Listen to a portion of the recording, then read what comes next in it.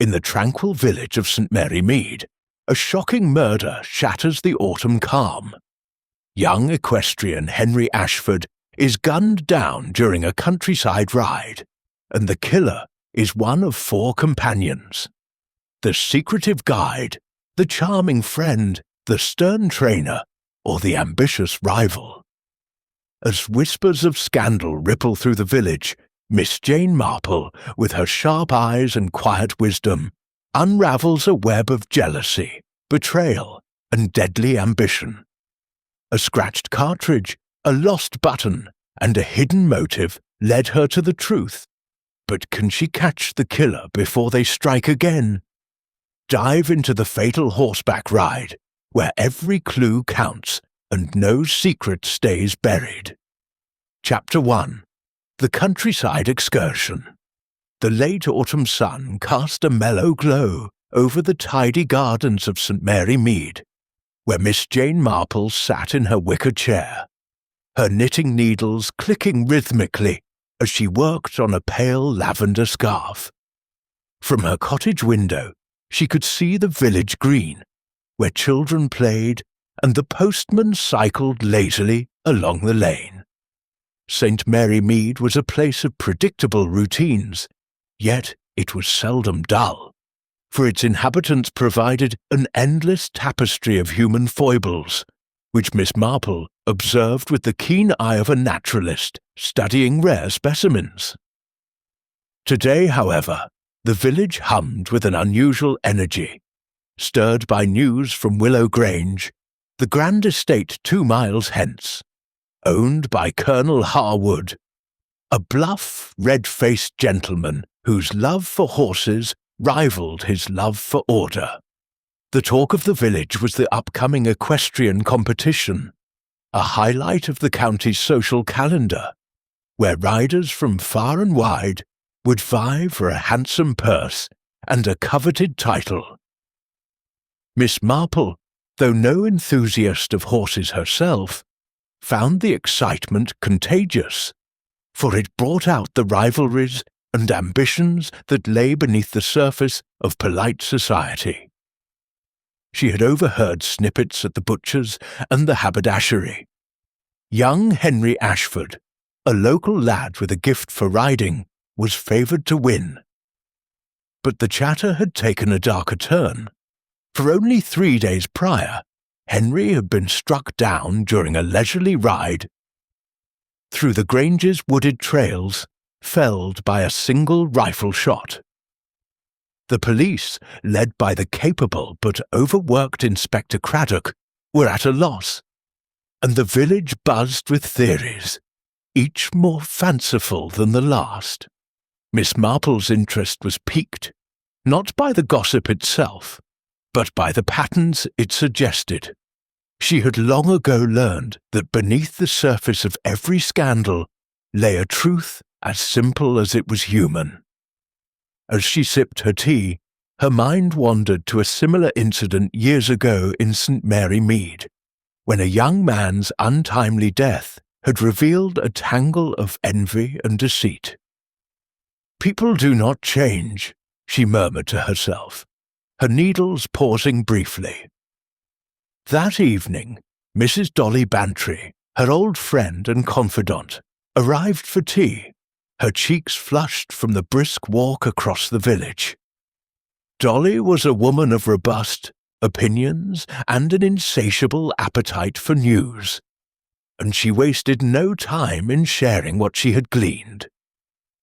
"It's positively dreadful, Jane," she said, settling into an armchair with a plate of scones. "Henry Ashford, shot clean through the heart, right there in the woods. They say it was one of his riding party, but no one saw a thing, can you imagine? In broad daylight." Miss Marple's eyes, bright and bird-like, fixed on her friend. "Tell me, Dolly, who was with him?" she asked, her tone mild but deliberate. Mrs. Bantry leaned forward, eager to recount. "There were 4 others, you see. Tom Barrow, the guide, he's a local man, knows every inch of those woods. Then there was Clara Vernon, A pretty young thing, always riding with Henry, thick as thieves they were.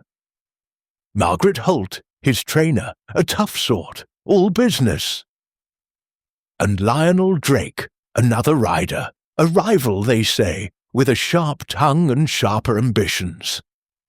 The police questioned them all, but they're no closer to an answer. Each one claims they were off on their own when the shot was fired. It's a perfect muddle. Miss Marple nodded, her mind already sorting the names and their possible motives. A guide with intimate knowledge of the terrain, a friend perhaps too close, a trainer with a stake in her pupil's success, and a rival with everything to gain. The cast was as familiar as the village itself. She recalled a conversation with her gardener, Mr. Dobbs, who had mentioned Tom Barrow's quiet demeanour, but hinted at a past falling out with Colonel Harwood's gamekeeper. Clara Vernon, too, had been seen at the village fete, laughing gaily with Henry, though her eyes had held a flicker of something more. Margaret Holt's reputation for discipline was well known, and Lionel Drake, a newcomer to the county, had already stirred whispers with his ruthless drive to win. "It's curious, isn't it?" Miss Marple said, setting her knitting aside, "how a single act can reveal so much about those around it. I think, Dolly, I should like to know more about this ride." Mrs. Bantry's eyes widened. "Oh, Jane, you're not thinking of meddling, are you? Craddock won't like it, you know." Miss Marple smiled, a gentle, almost apologetic smile. "Not meddling, my dear, merely observing. People are so very good at telling us who they are, if only we listen."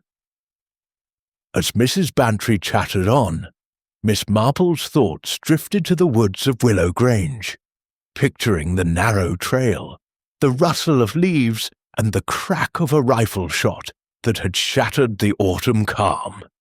She would speak to her nephew, Inspector Raymond West, in the morning. He might grumble, but he would take her to the scene. There was something about this affair, something in the way the village spoke of it, that told her the truth was not far from reach, waiting to be unpicked like a knot in her wool. Chapter 2. The scene of the crime. The morning air was crisp, with a faint mist clinging to the hedgerows of St. Mary Mead. As Miss Jane Marple stepped into the sleek black car driven by her nephew, Inspector Raymond West. The village lay quiet behind them, its thatched cottages and neat gardens fading into the distance, as they wound their way toward Willow Grange, the grand estate where tragedy had struck. Miss Marple, bundled in a tweed coat and clutching her sturdy black handbag, gazed out at the passing fields, her mind already turning over the puzzle of Henry Ashford's death. Raymond, behind the wheel, cast her a sidelong glance, his expression a mixture of affection and exasperation. "Aunt Jane," he said, navigating a bend in the narrow lane, "I know you're curious, but this is a police matter. Craddock's got his best men on it, and I'm only taking you along because you insisted. Don't expect me to let you poke about like it's one of your village mysteries." Miss Marple's eyes twinkled, though her face remained serene. "My dear Raymond, I wouldn't dream of interfering. I only wish to see the place where poor Mr. Ashford met his end. A little context, you know, helps one understand." Raymond snorted softly but said no more, knowing from experience that his aunt's context often led to insights that left seasoned detectives scratching their heads. The gates of Willow Grange loomed ahead, wrought iron flanked by stone pillars, and beyond them stretched the estate's manicured lawns, dotted with ancient oaks and bordered by a dense wood that seemed to whisper secrets. Colonel Harwood, a stout figure in a tweed jacket, greeted them at the entrance, his face flushed with the indignation of a man whose orderly world had been disrupted. "Terrible business, Inspector," he said, shaking Raymond's hand. "Henry was a fine lad, best rider I've seen in years. To think someone shot him on my land, well, it's a disgrace. I trust you'll sort it out quickly." His eyes flicked to Miss Marple, and he added with a touch of surprise, "Didn't know you brought civilians to crime scenes." "Miss Marple is my aunt," Raymond said, a note of warning in his voice. "She's here to observe." Colonel Harwood raised an eyebrow but nodded, leading them toward the stables, where a groom was readying horses for the day's training. Miss Marple, walking with her characteristic briskness, took in the scene, the polished tack hanging on the walls, the scent of hay and leather, the quiet efficiency of the stable hands. She noted, too, the Colonel's pride in his estate, a pride that seemed tinged with unease, as if the murder had cast a shadow over his domain. They followed a gravel path that veered into the wood, where the air grew cooler and the light dimmed beneath a canopy of leaves. The trail, narrow and well-trodden, was marked by hoof-prints, evidence of the many riders who frequented these paths. Colonel Harwood explained that Henry's party had taken this route on the day of the murder, leisurely ride meant to prepare for the upcoming competition. They were a small group, he said, just the 4 others, as I understand it. Tom Barrow, the guide, knew these woods like his own hand. Clara Vernon, Henry's friend, was always at his side. Margaret Holt, his trainer, kept a sharp eye on him. And Lionel Drake, well, he's a competitor, you know, ambitious sort. Miss Marple listened, her head tilted slightly, as if weighing each word. "And where exactly did it happen?" she asked, her voice gentle but precise. The Colonel gestured ahead, where the trail curved around a cluster of oaks. "Just there, by that big tree. Shot came from the undergrowth, they say. Henry was cantering, then bang, he was down. The others were all scattered a bit, no one saw the shooter." They reached the spot, a clearing where the trail widened briefly before plunging back into shadow. The ground was soft, still bearing the faint marks of hoofs, though the police had combed the area for evidence. Raymond, pulling a notebook from his pocket, recounted the official report. Henry Ashford, aged 26, had been struck by a single rifle bullet to the chest at approximately 3 in the afternoon. Death was instantaneous. No weapon was recovered, and the bullet, lodged in a tree, had been sent for analysis. The 4 companions had given statements, each claiming to have been momentarily separated from the group. Tom checking the trail ahead, Clara adjusting her stirrup, Margaret tending to her horse's saddle, and Lionel examining a hoof. The alibis were vague, unconfirmed by witnesses, and the police were stymied. Miss Marple, her eyes scanning the scene, stepped carefully around the clearing. The great oak stood sentinel, its gnarled branches casting dappled shadows. She paused by its trunk, her gloved hand brushing against the rough bark. There, at shoulder height, was a faint scuff, barely noticeable, as if something heavy had rested against it. "A rifle, perhaps," she murmured, almost to herself, "resting here, steadying the aim." Raymond, who had been watching her with growing curiosity, crouched to inspect the mark. "Could be. he said, his tone grudgingly impressed. "The lads missed this. I'll have it photographed and checked for residue." He jotted a note, then straightened, his expression softening. "You've got an eye, Aunt Jane." She smiled faintly, her attention shifting to the undergrowth. The bushes were thick, their leaves a tangle of green and brown, offering ample cover for a shooter. She pictured the moment. Henry, astride his horse, cantering confidently, unaware of the danger lurking mere yards away. The shot would have been sudden, precise, requiring skill and nerve. Miss Marple's mind flickered to a memory of old Mr. Hargreaves, the village poacher, who could hit a pheasant from 50 paces with his ancient rifle. This killer, she thought, was no amateur. "Tell me, Raymond," she said, turning to her nephew, "what did the police make of the suspects? Their stories, I mean." Raymond sighed, flipping through his notebook. "Not much to go on. Tom Barrow says he was ahead, scouting the path for fallen branches. He's a local, knows these woods well, but he's cagey. Craddock thinks he's hiding something." Clara Vernon claims she was right behind Henry, adjusting her stirrup when the shot came. She's shaken, but her story holds no holes. Margaret Holt was further back, says she was tightening her saddle girth. She's a tough one, not much for sentiment. Lionel Drake was at the rear, checking his horse's hoof for a stone. He's smooth, too smooth, if you ask me. All their stories are plausible, but none of them saw a thing, or so they claim. Miss Marple nodded, her lips pursed, and no one else was in the woods. No walkers, no groundskeepers. "Not that we've found," Raymond said.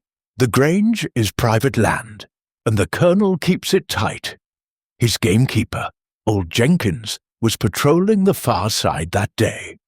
No strangers reported." They walked a little further, Miss Marple's eyes darting to the ground, where fallen leaves carpeted the earth. She stooped, her movements surprisingly spry for her age, and brushed aside a layer of leaves near the base of a nearby tree. There, half buried in the soil, was a small, glinting object, a spent rifle cartridge, its brass surface scratched faintly as if mishandled. She pointed it out to Raymond, who knelt beside her, his face tightening. "Well, I'll be," he said, carefully lifting the cartridge with a handkerchief. "This wasn't in the sweep. Could be our shooters. I'll get it to the lab for prints and ballistics." Miss Marple watched him, her mind racing. The cartridge was a careless mistake, or perhaps a deliberate one, left to mislead. She thought of the village postmistress, Miss Weatherby, who once overlooked a crucial letter because it was tucked beneath another. "Sometimes," she said softly, "the smallest things are the most telling." Raymond glanced at her, a wry smile tugging at his lips. "You're going to make me regret bringing you, aren't you?" "Not at all, dear," she replied, her tone innocent. "I'm only here to observe."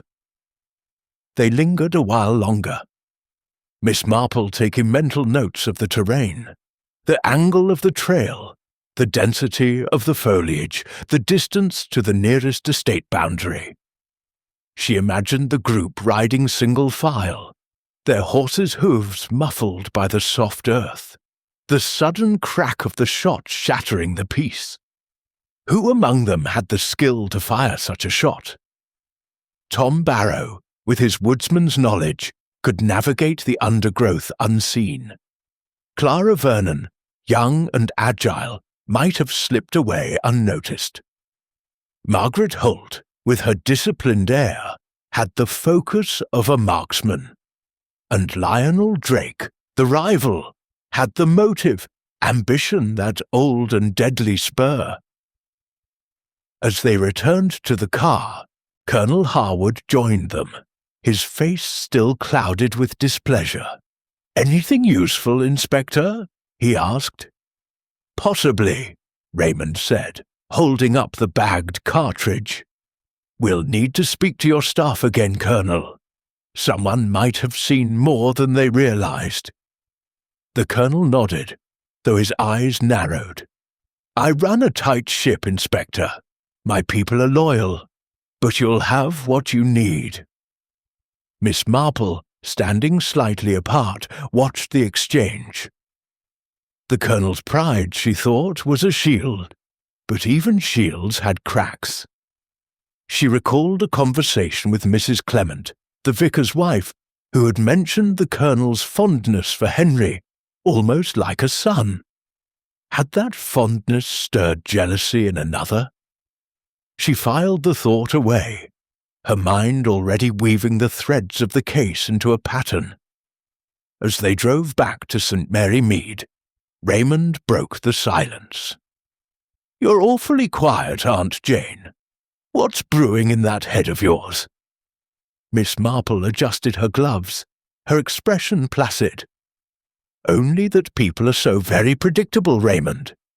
A young man dies, and those around him reveal themselves, some by what they say, others by what they do not. I think before we go further, I should like to meet these 4 companions of Mr. Ashford's. They will tell us more than they know." Raymond shook his head, a reluctant grin spreading across his face. "You're impossible. You know that. Fine, I'll arrange it. But don't expect them to confess over tea and biscuits." Miss Marple smiled, her eyes fixed on the road ahead. "Oh, my dear, you'd be surprised at what a cup of tea can uncover." The car rolled on, the countryside unfolding in shades of gold and green. But Miss Marple's thoughts were elsewhere, tracing the contours of a crime that was both brutal and calculated. The woods of Willow Grange held their secrets tightly, but she was patient, and patience, she knew, was the key to unravelling even the darkest of mysteries. Chapter 3. The Guide's Tale. The sun hung low over St. Mary Mead, casting long shadows across the cobbled lane that led to Willow Grange's stables, where Miss Jane Marple made her way the following afternoon. Her sensible shoes tapped lightly on the path, and her black handbag swung gently at her side, a picture of unassuming purpose. She had persuaded Raymond to arrange a meeting with Tom Barrow, the guide who had led Henry Ashford's ill-fated ride, under the pretense of clarifying details for the police report. Raymond, busy with paperwork, had agreed, though not without a warning to keep it brief, Aunt Jane. Miss Marple had merely smiled, her eyes bright with the quiet determination that had unravelled many a village secret. The stables were a hive of activity, grooms bustling about with buckets and brushes, the air thick with the earthy scent of horses and fresh straw. Tom Barrow was easy to spot, a lean figure in a worn tweed cap, standing by a stall where he was grooming a chestnut mare with steady, practised strokes. He was in his 40s, his face weathered by years outdoors, with deep lines etched around his eyes that spoke of a life spent squinting into the sun or rain. His movements were deliberate, almost meditative, but Miss Marple noted a slight stiffness in his shoulders, as if he carried an invisible burden. "Good afternoon, Mr. Barrow," she said, her voice soft but clear as she approached. "I'm Miss Marple, assisting my nephew, Inspector West. I hope I'm not interrupting." Tom paused, his brush hovering over the mare's flank, and turned to face her. His eyes, a pale blue, assessed her warily, but he nodded. "Afternoon, ma'am. Heard you might come by. Police business, is it?" "Of a sort," Miss Marple replied, her tone disarming. "I'm only trying to understand what happened to poor Mr. Ashford. It must have been a dreadful shock for you, leading the group when it happened." Tom resumed brushing, his movements a fraction slower. "Aye, it was. Never heard a shot like that, not so close.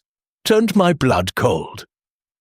He spoke with the clipped economy of a man unused to long conversations, but Miss Marple sensed a guardedness beneath his words.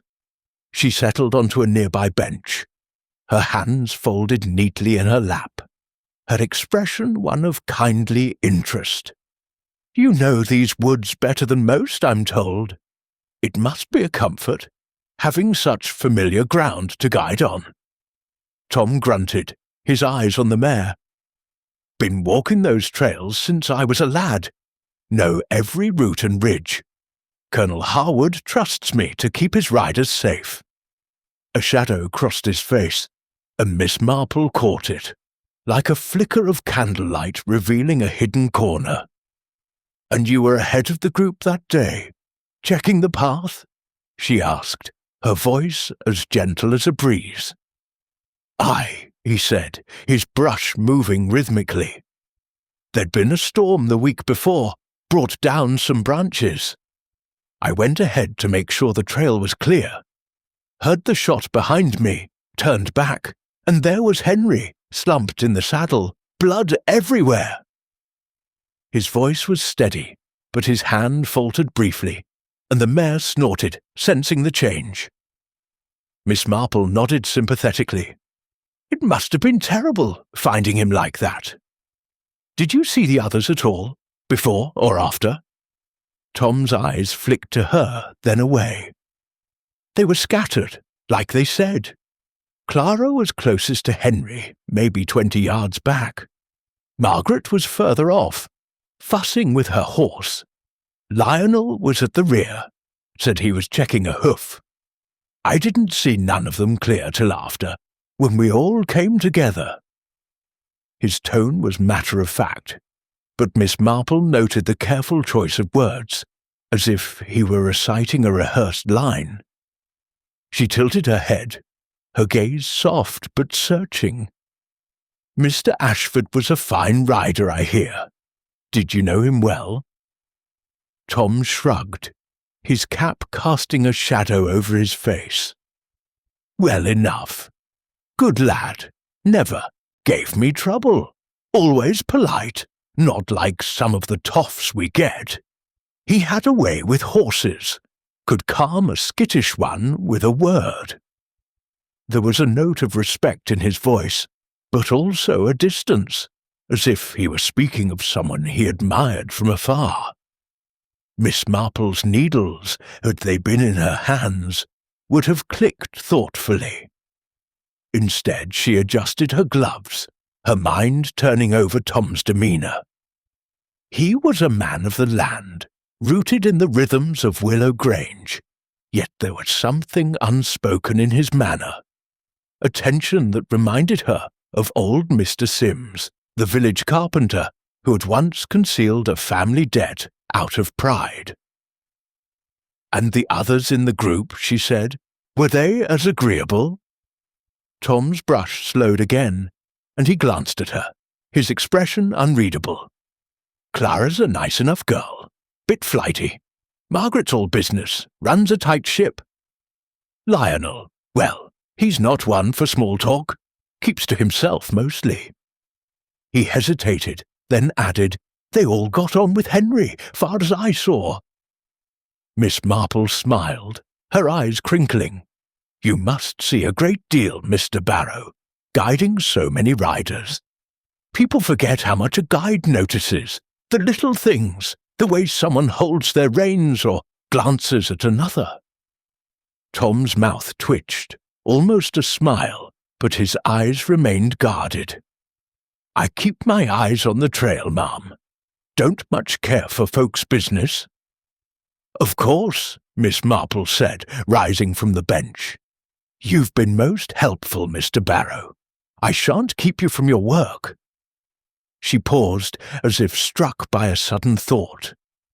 "Oh, one last thing. Have you ever had trouble in the woods before? Poachers, perhaps, or strangers?" Tom's hand stilled, and for a moment he seemed to weigh his response. "Poachers now and then," he said finally. "Colonel's gamekeeper Jenkins keeps them in check. Nothing serious, not in years." His tone was flat, but Miss Marple caught the brief tightening of his jaw, a sign as telling as a misplaced stitch in her knitting. She thanked him warmly and made her way back to the path, her mind sifting through the conversation. Tom Barrow was a man of few words, but those he chose were carefully placed, like stones in a wall. His knowledge of the woods made him a figure of interest, for who better to slip through the trees unseen? Yet his unease suggested something more, a grudge perhaps, or a secret he preferred to keep buried. She recalled Miss Hartnell's gossip about Tom's old poaching fine, a minor scandal that had cost him a season's wages. Had it left a lingering bitterness against the Grange, or against Henry, who had been a favourite of the Colonel? As she walked toward the village, the stables fading behind her, Miss Marple's thoughts turned to the others in the riding party. Clara Vernon, with her youthful charm, might have been close to Henry in ways that stirred envy or passion. Margaret Holt, the trainer, had staked her reputation on Henry's success. Had his death cost her more than a pupil? And Lionel Drake, the rival, whose ambition was whispered about in every corner of St. Mary Mead, stood to gain the most from Henry's absence. Each had been alone, if only for a moment, where the shot was fired, and each had a story that fit too neatly to be entirely true. The village came into view, its chimneys puffing smoke into the evening sky, and Miss Marple felt a familiar stirring, the sense that the truth was not far off, hidden in the ordinary details of human nature. She would speak to Clara Vernon next, she decided, for the young often revealed more than they intended, especially when they thought themselves clever. As she passed the church, its bell tolling softly, she thought of a long-ago incident in St. Mary Mead, when a quiet man, much like Tom Barrow, had concealed a theft out of shame. "People are so very much themselves," she murmured, her lips curving into a faint smile. The trail to Henry Ashford's killer was winding, but Miss Marple was no stranger to such paths, and she would follow it, step by careful step. Chapter 4. The Companion's Confidence. The drawing-room of Willow Grange was a study in faded elegance, its high ceilings adorned with plasterwork, its walls lined with portraits of stern-faced Harwoods who seemed to watch the proceedings with disapproval. Miss Jane Marple sat primly on a velvet-upholstered chair, her hands folded in her lap, her eyes bright and observant behind her spectacles. The room smelled faintly of beeswax and old roses, and a fire crackled in the grate, casting a warm glow over the polished furniture. She had come to meet Clara Vernon, Henry Ashford's riding companion, under the guise of gathering background for her nephew's investigation. Inspector Raymond West had been reluctant, muttering about meddling aunts, but a call from Colonel Harwood, eager to see the matter resolved, had secured the interview. Clara entered with the easy grace of youth, her riding boots replaced by soft leather shoes that made no sound on the parquet floor. She was in her early 20s, with a cascade of chestnut hair pinned loosely at the nape of her neck, and eyes that sparkled with a mix of vivacity and guardedness. Her dress, a simple but well-cut frock of deep green, suggested a family of means, though not ostentatious wealth.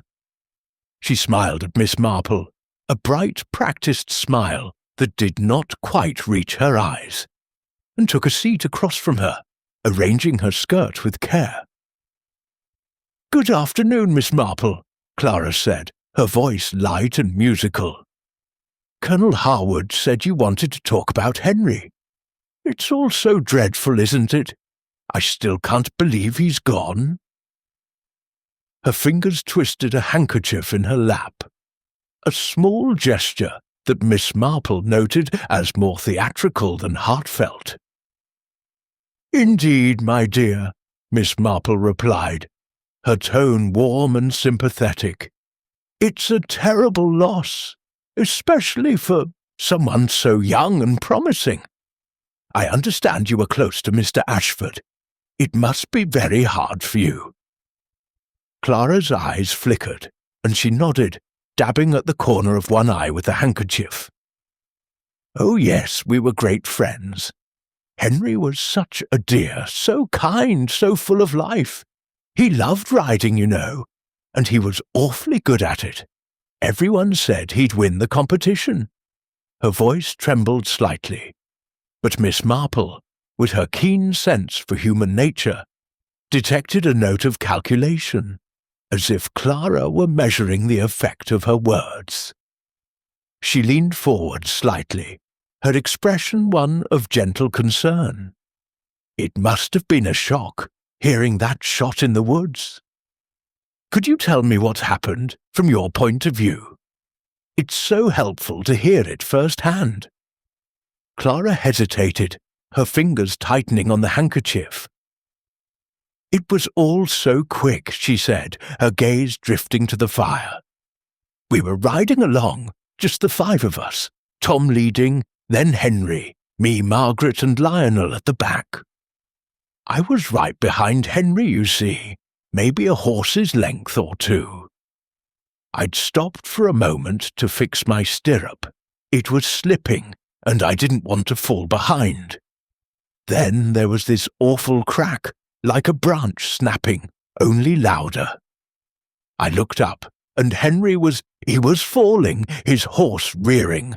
I screamed, I think, and rode forward, but he was already on the ground."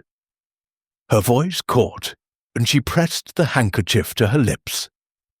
Miss Marple nodded, her eyes never leaving Clara's face. "How dreadful!" she murmured. "And the others? Where were they when you looked up?" Clara's brow furrowed, as if trying to recall.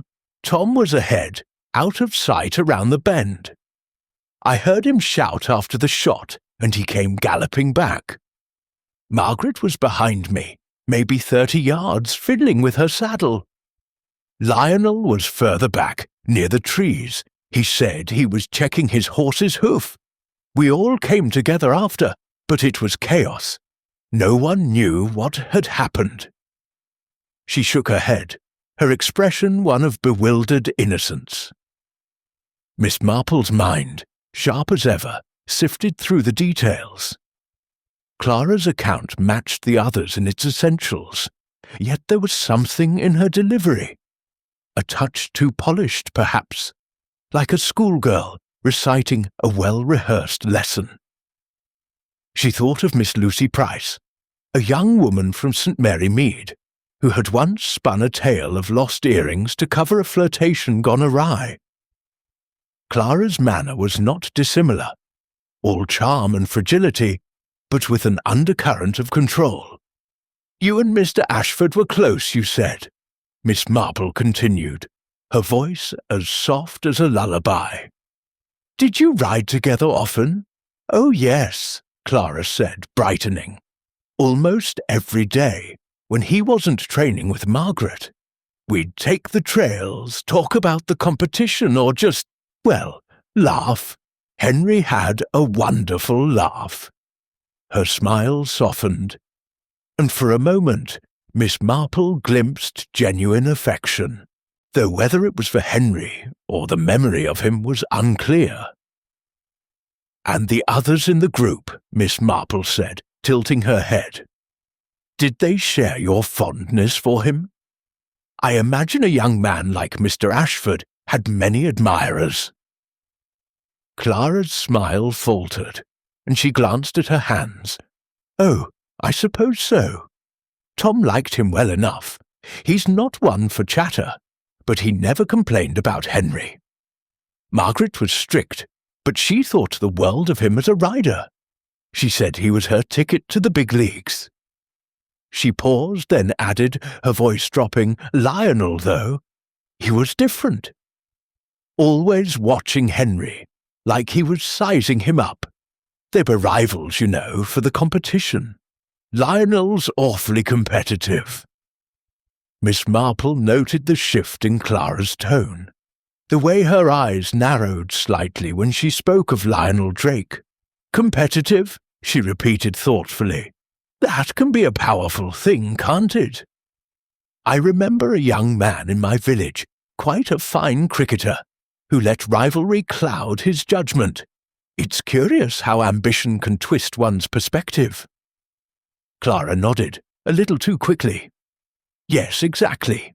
Lionel's the sort who'd do anything to win. Not that I'm saying well, you know." She trailed off, her cheeks flushing, and Miss Marple smiled inwardly, recognizing the artful retreat of someone who had said more than intended. They spoke a little longer, Miss Marple steering the conversation to lighter topics, the beauty of Willow Grange, the excitement of the upcoming competition, while observing Clara's every gesture. The young woman was charming, quick to laugh, and adept at turning questions aside with a smile. Yet there was a brittleness to her, like fine china that might crack under pressure. Miss Marple thought of the village fete, where Miss Hartnell had whispered of an argument between Clara and Henry, their voices raised behind the tea-tent. What had they quarrelled about? A lover's spat, perhaps, or something deeper? As Clara rose to leave, thanking Miss Marple for her time, the older woman's eyes fell on a small detail. A thin gold bracelet on Clara's wrist, engraved with a delicate H. It was a subtle thing, easily overlooked, but Miss Marple's memory was sharp, and she recalled no mention of Clara being engaged or married. "What a lovely bracelet," she remarked, her tone casual. "A gift, perhaps." Clara's hand flew to her wrist, covering the bracelet instinctively. "Oh, this? Yes, just a trinket. Henry gave it to me ages ago, as a thank you for being a good friend." Her laugh was light, but her eyes darted away, and Miss Marple filed the moment away, like a scrap of yarn saved for a future pattern. "Thank you, my dear," Miss Marple said, rising. "You've been most helpful. I shan't keep you from your day." Clara smiled, her composure restored, and left the room with a graceful nod. Miss Marple lingered by the fire, her mind turning over the encounter. Clara Vernon was a study in contrasts, vivacious yet guarded, open yet evasive. Her affection for Henry seemed real, but was it the fondness of friendship or something more consuming? The bracelet suggested a bond closer than she admitted, and her quick dismissal of Lionel Drake hinted at a dislike that ran deeper than rivalry. Miss Marple thought of young Miss Emily Bates, who had once worn a locket from a suitor she claimed to despise, only to be caught in a web of jealousy. Human nature, as ever, followed familiar paths, or... She stepped out into the crisp air of Willow Grange, her thoughts drifting to the woods where Henry had fallen.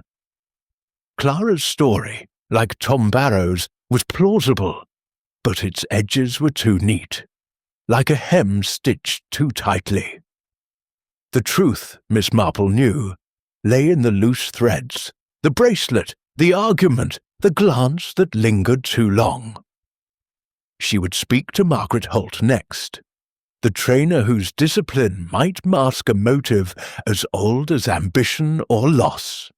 As she walked toward the village, the spire of St. Mary Mead's church rising in the distance, Miss Marple felt the familiar thrill of a puzzle taking shape.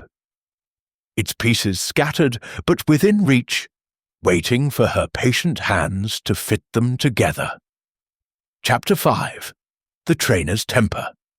The morning sun struggled through a veil of clouds as Miss Jane Marple made her way to the training ring at Willow Grange, her umbrella tucked under her arm in case the weather turned.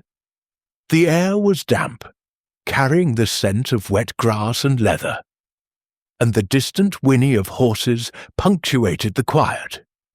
She had arranged to meet Margaret Holt, Henry Ashford's trainer, through a discreet note sent via Colonel Harwood's butler.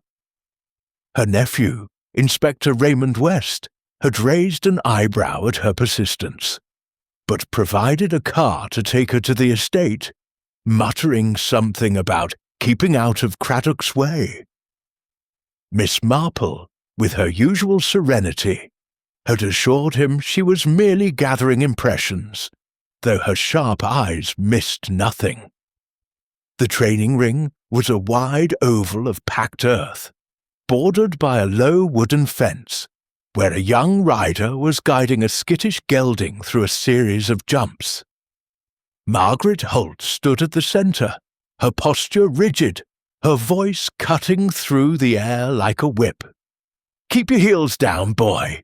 You're not riding a rocking horse," she barked, her tone brooking no argument.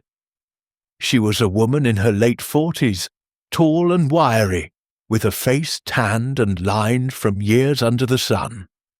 Her hair, streaked with grey, was pulled into a tight bun, and her eyes, sharp as a hawk's, missed no detail of the rider's form. She wore a plain tweed jacket and breeches, practical but well-tailored, and her boots gleamed with polish, a testament to her disciplined nature. Miss Marple approached the fence, her steps measured, and waited until Margaret noticed her.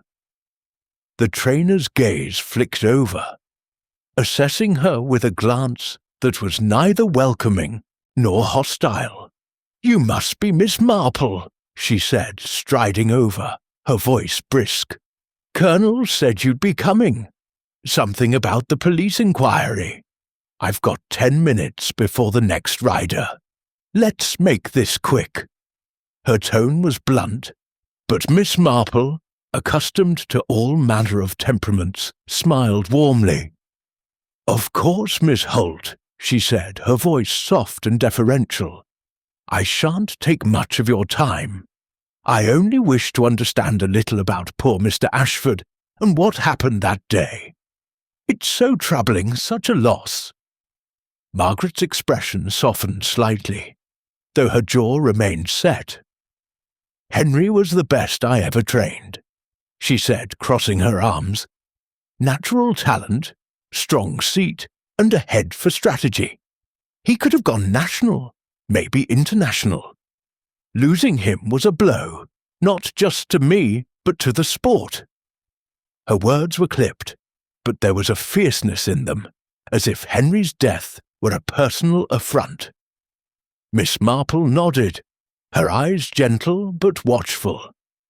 "You must have been very proud of him. I understand you were with him on the ride when it happened.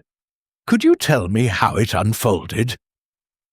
Margaret's gaze shifted to the ring, where the young rider was circling back for another jump. "We were out for a light hack, nothing strenuous, just keeping the horses loose before the competition. Tom Barrow was leading, checking the trail. Henry was behind him. Then Clara, me and Lionel Drake at the rear. I was a bit back, my mare's girth was loose, and I stopped to tighten it. Heard the shot, sharp and loud, and saw Henry's horse bolt. By the time I got to him, he was on the ground, dead, blood all over his shirt." Her voice was steady, almost clinical, but her hands, clasped tightly, betrayed a flicker of emotion. Miss Marple tilted her head, her expression one of quiet sympathy. How awful! And the others, where were they when you reached him? Margaret shrugged, her eyes narrowing slightly. Tom came running back from ahead, shouting something about poachers. Clara was there, screaming her head off, useless as usual. Lionel was last to show, said he'd been checking his horse's shoe. We were all spread out, you see, no one close enough to see anything clear. Her tone was matter-of-fact, but Miss Marple caught a hint of disdain when she mentioned Clara, like a teacher impatient with a wayward pupil. "You sound as though you didn't think much of Miss Vernon," Miss Marple said lightly, as if making idle conversation. "Was she not a good rider?" Margaret snorted, a short, derisive sound. "Clara's all right on a horse, but she's got no discipline. Always flitting about, laughing with Henry, distracting him. I told him more than once to focus, but he was soft on her, thought she was charming." She shook her head, as if charm were a flaw to be corrected. Miss Marple's mind flickered to a memory of Mrs. Eldridge, the St. Mary Mead seamstress, who had once scolded a young apprentice for giggling during fittings.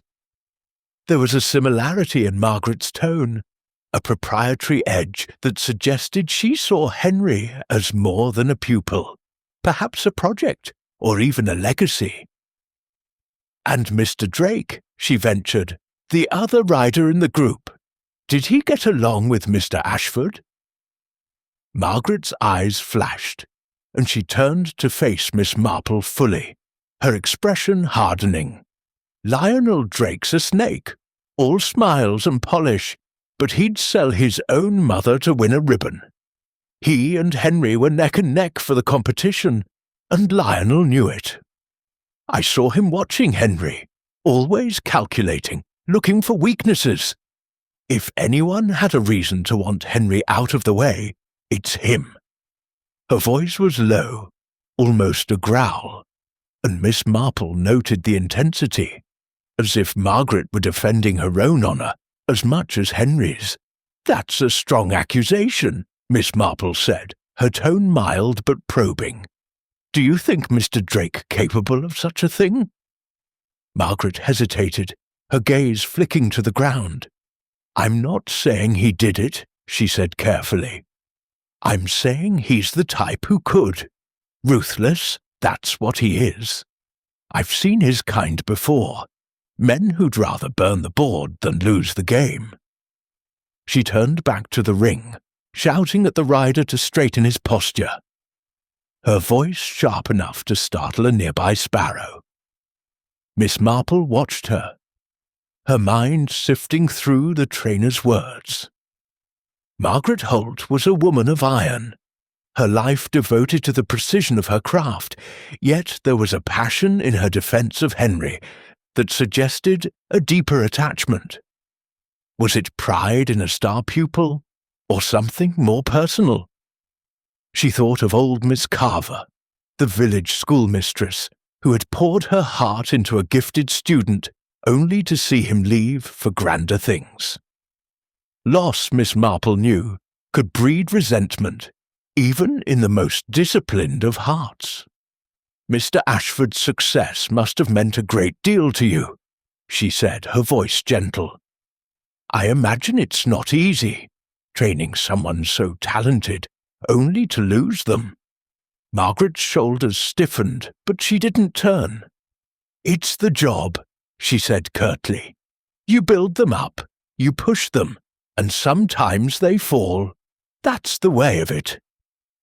But her voice cracked, just for a moment, and Miss Marple caught it, like a dropped stitch in a carefully knitted row.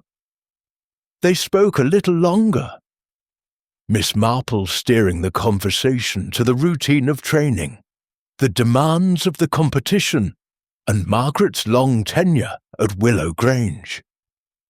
The trainer's answers were brisk, her focus returning to the ring, but Miss Marple noted the way her eyes lingered on the jumps, as if seeing Henry there, riding with the ease she had described. As they parted, Margaret offered a curt nod, her attention already back on her work. Walking back to the car, Miss Marple's thoughts were busy. Margaret Holt's bluntness was refreshing, but her anger toward Lionel Drake was too pointed, too personal.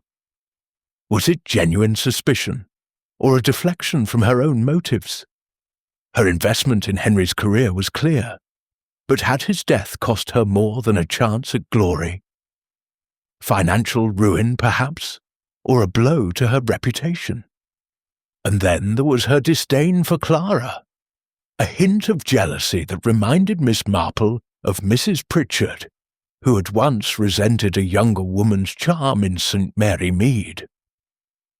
The puzzle was growing clearer, though its edges remained blurred. Margaret's discipline made her a plausible suspect. She had the focus to plan a precise shot. But her grief, however guarded, seemed real. Miss Marple thought of the cartridge found in the woods, its scratched surface a silent witness to carelessness or haste. Would a woman like Margaret, so meticulous, leave such a clue?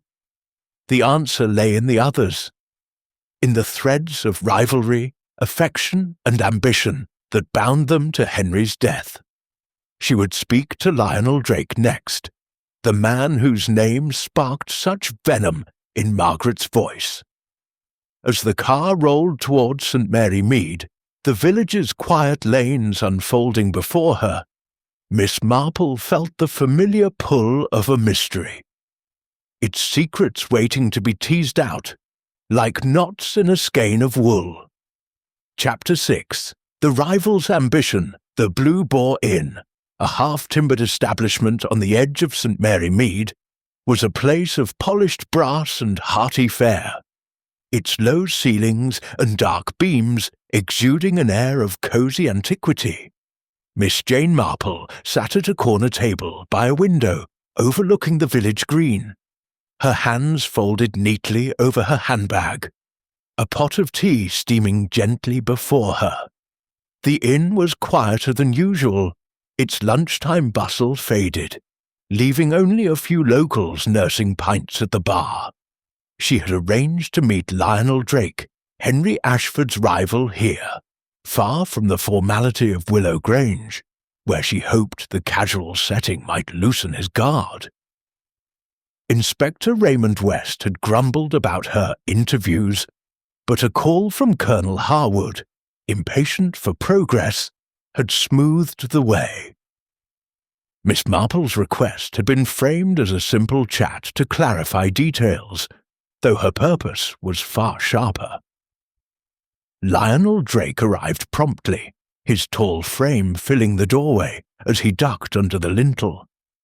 He was in his early 30s, with the lean build of a horseman, and a face that was handsome in a calculated way. Sharp cheekbones, dark hair swept back, and eyes that gleamed with a restless intensity. His attire, a tailored jacket and polished boots, spoke of ambition rather than ostentation, and he carried himself with the confidence of a man accustomed to being noticed. He spotted Miss Marple and approached with a smile that was all charm, though it stopped short of his eyes, which remained cool and appraising. "Miss Marple, I presume," he said, his voice smooth as polished oak. "Lionel Drake. I understand you're helping the police with their inquiries. I'm happy to assist, though I'm not sure what I can add." He took the seat opposite her, his movements graceful but deliberate, like a fencer sizing up an opponent. Miss Marple returned his smile, her expression one of benign curiosity. "How kind of you, Mr. Drake. I'm only trying to piece together what happened to poor Mr. Ashford. Such a tragedy, and so unexpected. A cup of tea, perhaps?" She gestured to the pot, her tone as inviting as if they were discussing the weather. Lionel declined with a polite wave, leaning back in his chair. "I'll pass, thank you." As for Henry, it was a shock, no question. He was a fine rider, one of the best. To think someone shot him in broad daylight, it's unthinkable. His words were measured, but Miss Marple noted the slight tightening of his jaw, as if he were choosing each one with care. "Indeed," she said, pouring herself a cup with a steady hand. "I understand you were part of the riding party that day. Could you tell me what you recall? It's so helpful to hear it from those who were there." Lionel's eyes flickered, and he leaned forward, resting his elbows on the table. "It was a routine ride, nothing out of the ordinary. Tom Barrow was leading, checking the trail. Henry was just behind him, then Clara, Margaret, and me at the back. I'd noticed my horse was favouring one hoof, so I stopped to check for a stone. That's when I heard the shot, sharp, like a firecracker. By the time I caught up, Henry was down, and the others were in a panic. Clara was crying, Tom was shouting, Margaret was trying to calm the horses. It was chaos." His voice was calm, almost detached, but Miss Marple caught a faint edge, like a note played slightly off-key. She tilted her head, her gaze gentle but piercing. "How dreadful for you all! And you didn't see anyone else in the woods? No strangers? No movement?" Lionel shook his head, his expression unruffled. "Not a soul. Those woods are thick, mind you. Plenty of places to hide. But I was focused on my horse, not looking about. By the time I reached the group, it was over." He spread his hands as if to say there was nothing more to tell. Miss Marple sipped her tea, her eyes never leaving his face. Lionel Drake was polished, his answers as smooth as the surface of a frozen pond, but she sensed that the ice was thin. She thought of Mr. Langley, a St. Mary Mead shopkeeper who had once charmed his way out of a petty theft, only to be undone by a careless lie. "You and Mr. Ashford were rivals, I hear," she said, her tone light, "for the competition at Willow Grange. It must have been quite a challenge, competing against someone so talented." Lionel's smile tightened, though it remained in place. "Henry was good, no doubt about it. We pushed each other, you know, made us both better. But rivals, that's a strong word. We were sportsmen, not enemies." His voice was even, but Miss Marple noted the way his fingers drummed briefly on the table, a fleeting sign of unease. "Of course," she said, nodding as if reassured. "Though competition can bring out such strong feelings, can't it? I remember a young man in my village, quite a keen gardener, who took it very hard when his roses lost to another's. Ambition is a powerful thing." Lionel's eyes narrowed slightly, but he laughed, a short, controlled sound. "True enough, Miss Marple, but I don't lose sleep over ribbons. There's always another race, another chance to prove yourself." He leaned back, his posture relaxed, but Miss Marple sensed a calculation behind his ease, like an actor playing a well-rehearsed role. They spoke for a few minutes more, Miss Marple asking about the competition, the horses, the atmosphere at Willow Grange. Lionel answered readily, his charm unwavering, but she noted his reluctance to linger on Henry, as if the topic were a stone he preferred not to turn. When she mentioned the others in the group, his responses were brief. Tom was a decent guide, Clara a bit of a dreamer, Margaret a taskmaster. His words were neutral, but Miss Marple caught a faint disdain when he spoke of Clara, and a guarded respect for Margaret, as if he recognized a kindred spirit in her drive. As the conversation wound down, Miss Marple set her teacup down with a delicate clink. "You've been most helpful, Mr. Drake," she said, her smile warm. "It's so easy to overlook the little things in a tragedy like this. You must have been very focused, checking your horse's hoof at such a moment." Lionel's eyes met hers, and for a fraction of a second she saw a flicker of something. Caution, perhaps, or calculation. "You have to be in this game," he said smoothly. "A loose shoe can cost you everything. Attention to detail. That's what separates the winners from the rest." He rose, offering a polite nod. "If you'll excuse me, I have a training session. Good luck with your inquiries, Miss Marple." She watched him go, his stride confident as he crossed the inn and stepped into the afternoon light. Lionel Drake was a man who wore his ambition like a well-tailored coat, visible but not ostentatious. His story, like the others, was plausible, yet Miss Marple sensed a careful construction, as if he had anticipated every question and prepared his answers. She thought of the cartridge found in the woods, its scratched surface a silent clue. Would a man as meticulous as Lionel leave such a trace, or was it a deliberate misstep to point suspicion elsewhere? Sipping the last of her tea, Miss Marple's mind turned over the pieces of the puzzle. Lionel's ambition was palpable, his rivalry with Henry a motive as old as Cain and Abel. Yet his composure was formidable, a shield that revealed little. She recalled a St.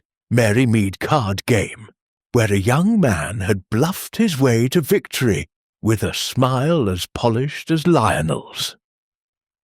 Bluffers, she knew, often overplayed their hand, and she would watch for the moment when Lionel's did. The inn's clock chimed, and Miss Marple gathered her things, her thoughts already on the next step. The village held its own secrets, whispered in tea-shops and post offices, and she would seek them out before confronting the others again. As she stepped into the cool air, the green of St. Mary Mead stretching before her, she felt the familiar stir of a mystery unfolding, its threads tangled but not beyond her reach. Lionel Drake was a man to watch, but the truth, she knew, lay in the interplay of all four suspects, their motives weaving a pattern only patience could unravel. Chapter 7. A Village Perspective. The high street of St. Mary Mead was a picture of quiet industry on a late morning, with shopkeepers sweeping their stoops and the milkman's cart rattling past. Miss Jane Marple, her black handbag swinging lightly at her side, walked with purpose towards the post office, where the pulse of village gossip beat strongest. The air was cool, scented with wood smoke and the faint tang of autumn leaves, and the church spire rose against a sky of pale blue, a beacon of constancy in a village stirred by recent tragedy. Miss Marple's inquiries at Willow Grange had sharpened her curiosity, and she knew that the post office, under the watchful eye of Miss Hartnell, was the place to gather the threads of rumour that often wove the truth. The post office was a cramped, cheerful space, its counter cluttered with stamps and parcels, and its walls adorned with notices for village events. Miss Hartnell, a stout woman with a penchant for bright scarves and an even brighter tongue, was sorting letters with brisk efficiency when Miss Marple entered. Her eyes lit up at the sight of her visitor, for Miss Hartnell relished an audience, especially one as attentive as Miss Marple, whose reputation for unravelling village secrets was whispered with equal parts awe and suspicion. "Good morning, Miss Hartnell," Miss Marple said, her voice warm and unhurried as she set her handbag on the counter. "I see you're as busy as ever. I do hope I'm not interrupting." "Not at all, Miss Marple," Miss Hartnell replied, pushing a stray curl under her scarf. "It's been a whirlwind here, what with all the talk about poor Henry Ashford. Shot, they say, right in the woods at Willow Grange. It's enough to make one lock the doors at night." Her tone was a mix of indignation and relish, as if the tragedy were both a scandal and a gift to her repertoire. Miss Marple nodded, her expression one of gentle concern. "It's dreadful, isn't it? Such a young man, with so much promise. I've been speaking to those who were with him that day, trying to make sense of it all. But you know how it is in a village. Sometimes the real story comes from those who see things from the sidelines." Miss Hartnell's eyes gleamed, and she leaned forward, lowering her voice conspiratorially. "Oh, you're right there, Miss Marple. People talk, and I hear it all. Those four with Henry, well, they're a mixed lot, aren't they? Take Tom Barrow, for starters. Quiet as a mouse, but there's history there. Did you know he was fined for poaching on the Grange's land? Oh, must be 10 years back. Caught with a brace of pheasants, bold as brass. Colonel Harwood was livid, nearly sacked him, but Tom's too good a guide to let go. Still, you don't forget a humiliation like that, do you?" She raised an eyebrow, as if expecting Miss Marple to agree. Miss Marple's lips pursed slightly, her mind filing away the detail. "Indeed," she said, "a grudge can linger, can't it?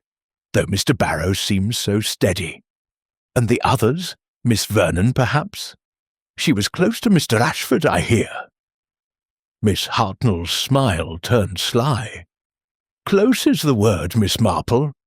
Clara Vernon's a pretty thing, always flouncing about with Henry, laughing fit to burst. But I saw them at the fete last month, behind the tea tent, having a proper row. Couldn't hear the words, mind you, but she was red in the face, and he looked fit to storm off. Lovers' tiff, I thought, though Clara's not the sort to settle down. She's got her eye on bigger things, that one. Maybe even the Colonel's son, young Gerald, if you ask me." She tapped her nose, a gesture of knowingness that Miss Marple recognized from countless village confidences. "How interesting," Miss Marple murmured, her eyes brightening. "Young people can be so passionate, can't they? And Miss Holt, the trainer? What does the village say about her?" Miss Hartnell snorted, sorting a stack of envelopes with a flick of her wrist. "Margaret Holt's a hard nut, that's for sure. Runs her riders like a drill sergeant, no nonsense. She put everything into Henry, you know. Saw him as her golden ticket to fame. Some say she was too hard on him, pushed him till he was exhausted. Mrs. Price at the bakery told me Margaret was in a right state after the shooting. Not crying, mind you, but pale as a ghost, muttering about all her work gone to waste. Sounds cold, doesn't it? But that's Margaret. Heart of stone, head for business." Miss Marple nodded, her mind turning over the image of Margaret's stern face, her grief masked by pragmatism. "And Mr. Drake, the rival," she prompted, her tone as casual as if asking about the weather. Miss Hartnell's voice dropped to a whisper, her eyes darting to the door as if Lionel might appear. "Oh, he's a dark horse, that Lionel Drake. Came to the county last year, all charm and big talk, but there's something about him, slippery-like. They say he's won competitions up north, but not always fair and square. Mrs. Clement heard from her cousin in York that he was mixed up in a scandal. Something about a doped horse, though nothing was proved.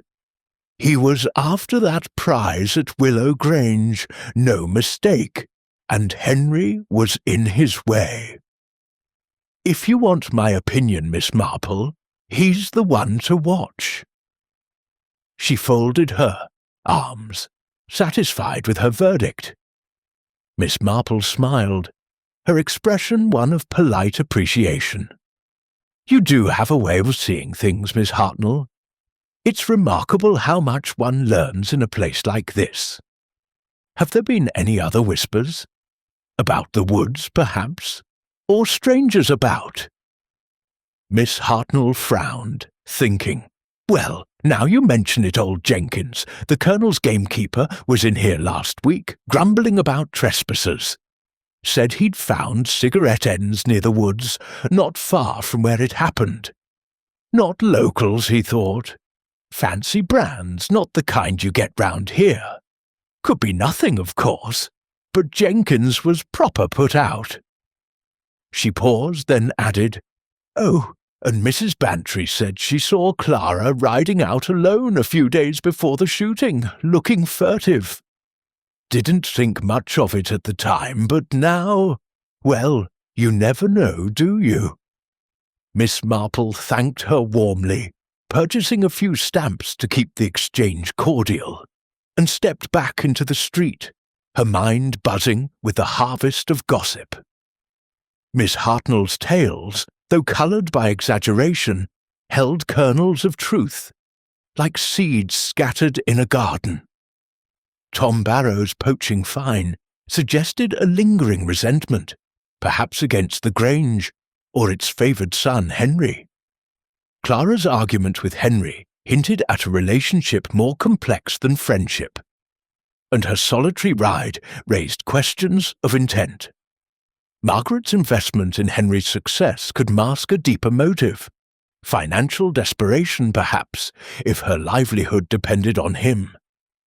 And Lionel Drake, with his shadowed past and ruthless ambition, stood out as a figure of calculated menace. As she walked toward the vicarage, where she planned to take tea with Mrs. Clement, Miss Marple's thoughts turned to the woods of Willow Grange, where a single shot had shattered the autumn calm. The cigarette ends mentioned by Jenkins were intriguing, a clue to an outsider or a careless habit of one of the group. She recalled a St. Mary Mead incident, where a stray cigarette had unmasked a thief who claimed never to smoke.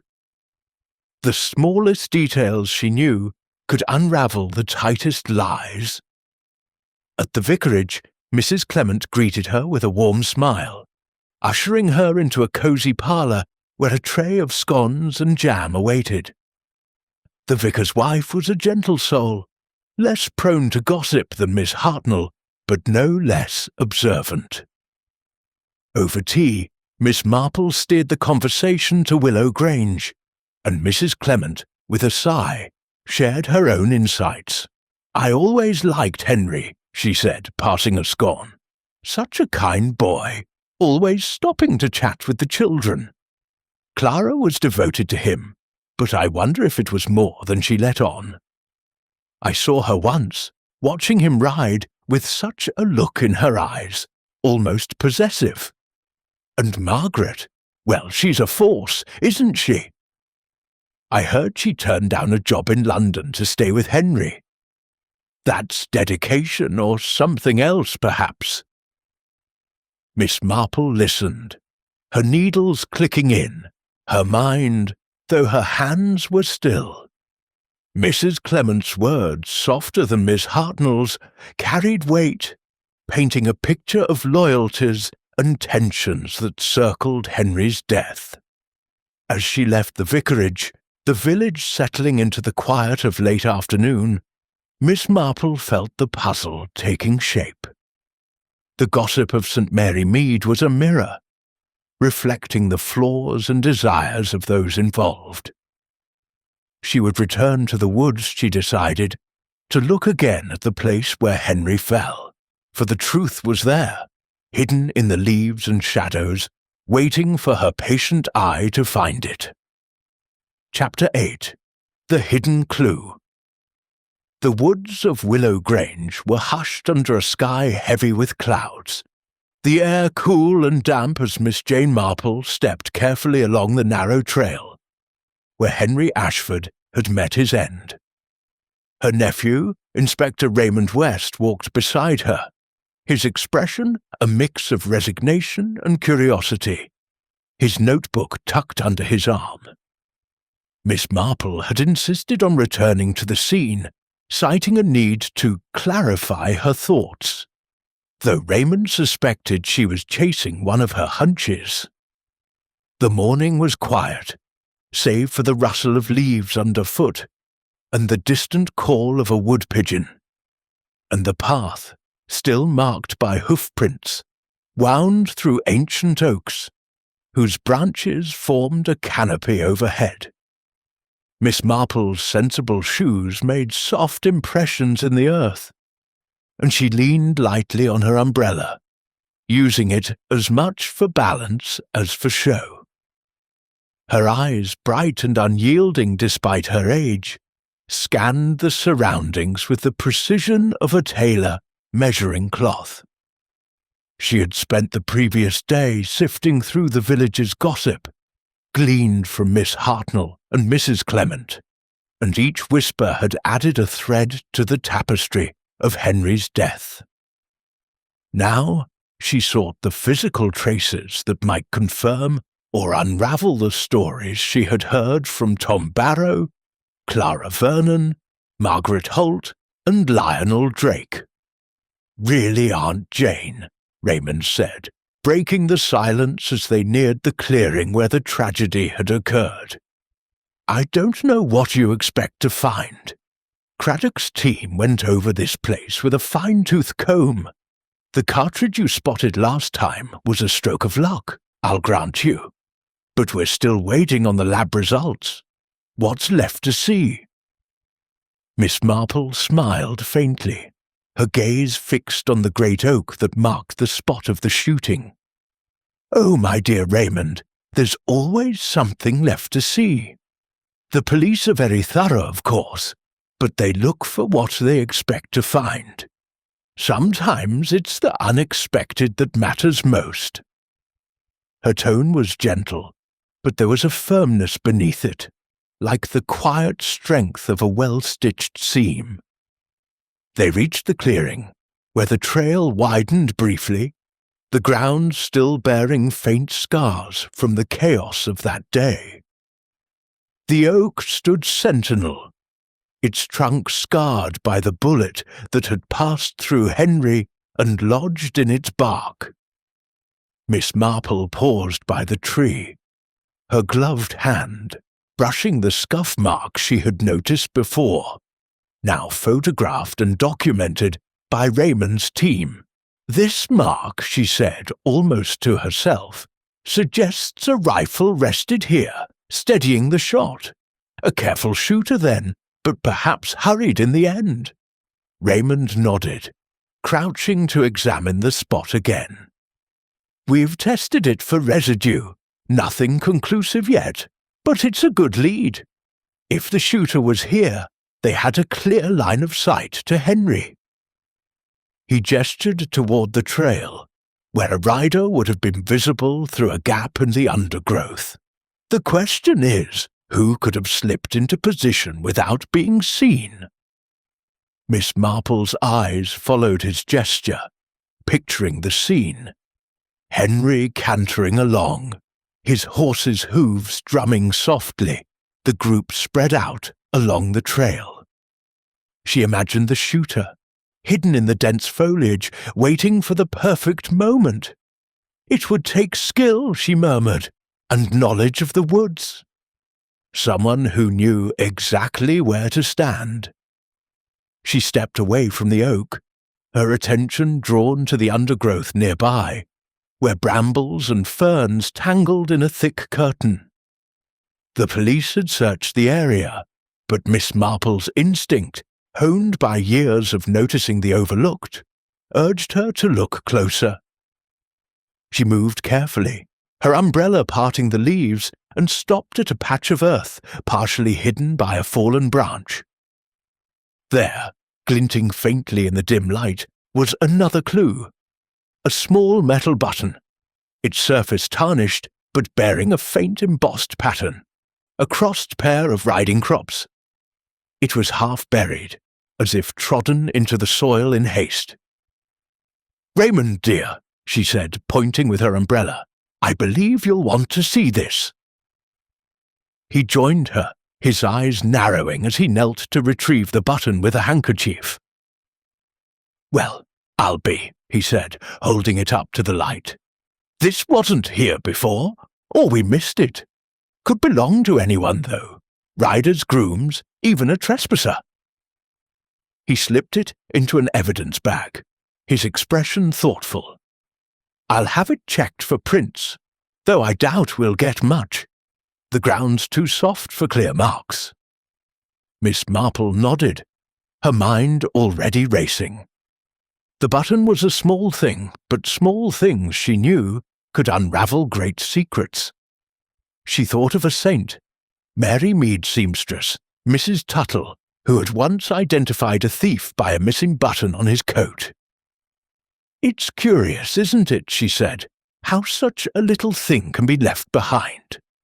Almost as if the person didn't notice it was gone." Raymond glanced at her, a wry smile tugging at his lips. "You're thinking it's one of our suspects, aren't you? Tom, Clara, Margaret or Lionel? Someone who was here and didn't expect to lose a piece of themselves?" "Perhaps," Miss Marple said, her tone mild. "Or perhaps someone who wanted us to think so. People are clever, Raymond, but they're rarely as clever as they believe."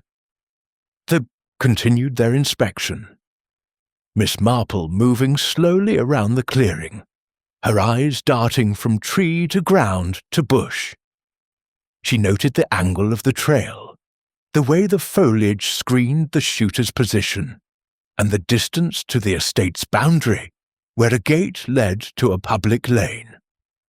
Could an outsider have slipped in, as Miss Hartnell's tale of cigarette ends suggested? Or was the button a relic of one of the riding party, torn off in the act of firing or fleeing? She pictured Tom Barrow, with his woodsman's ease, slipping through the trees, Clara Vernon, her bracelet a token of intimacy, Margaret Holt, her discipline masking a deeper motive, or Lionel Drake, his ambition a spur to ruthless action. "Raymond," she said, pausing by a cluster of ferns, "have the police spoken to the gamekeeper, Mr. Jenkins, about those cigarette ends Miss Hartnell mentioned? They could be important." Raymond nodded, jotting a note. "We did. Jenkins found a few near the boundary gate, foreign brand, like Miss Hartnell said. No prints, though, and they could have been there for days. He's certain no one was in the woods that afternoon. Says he'd have heard a stranger moving about.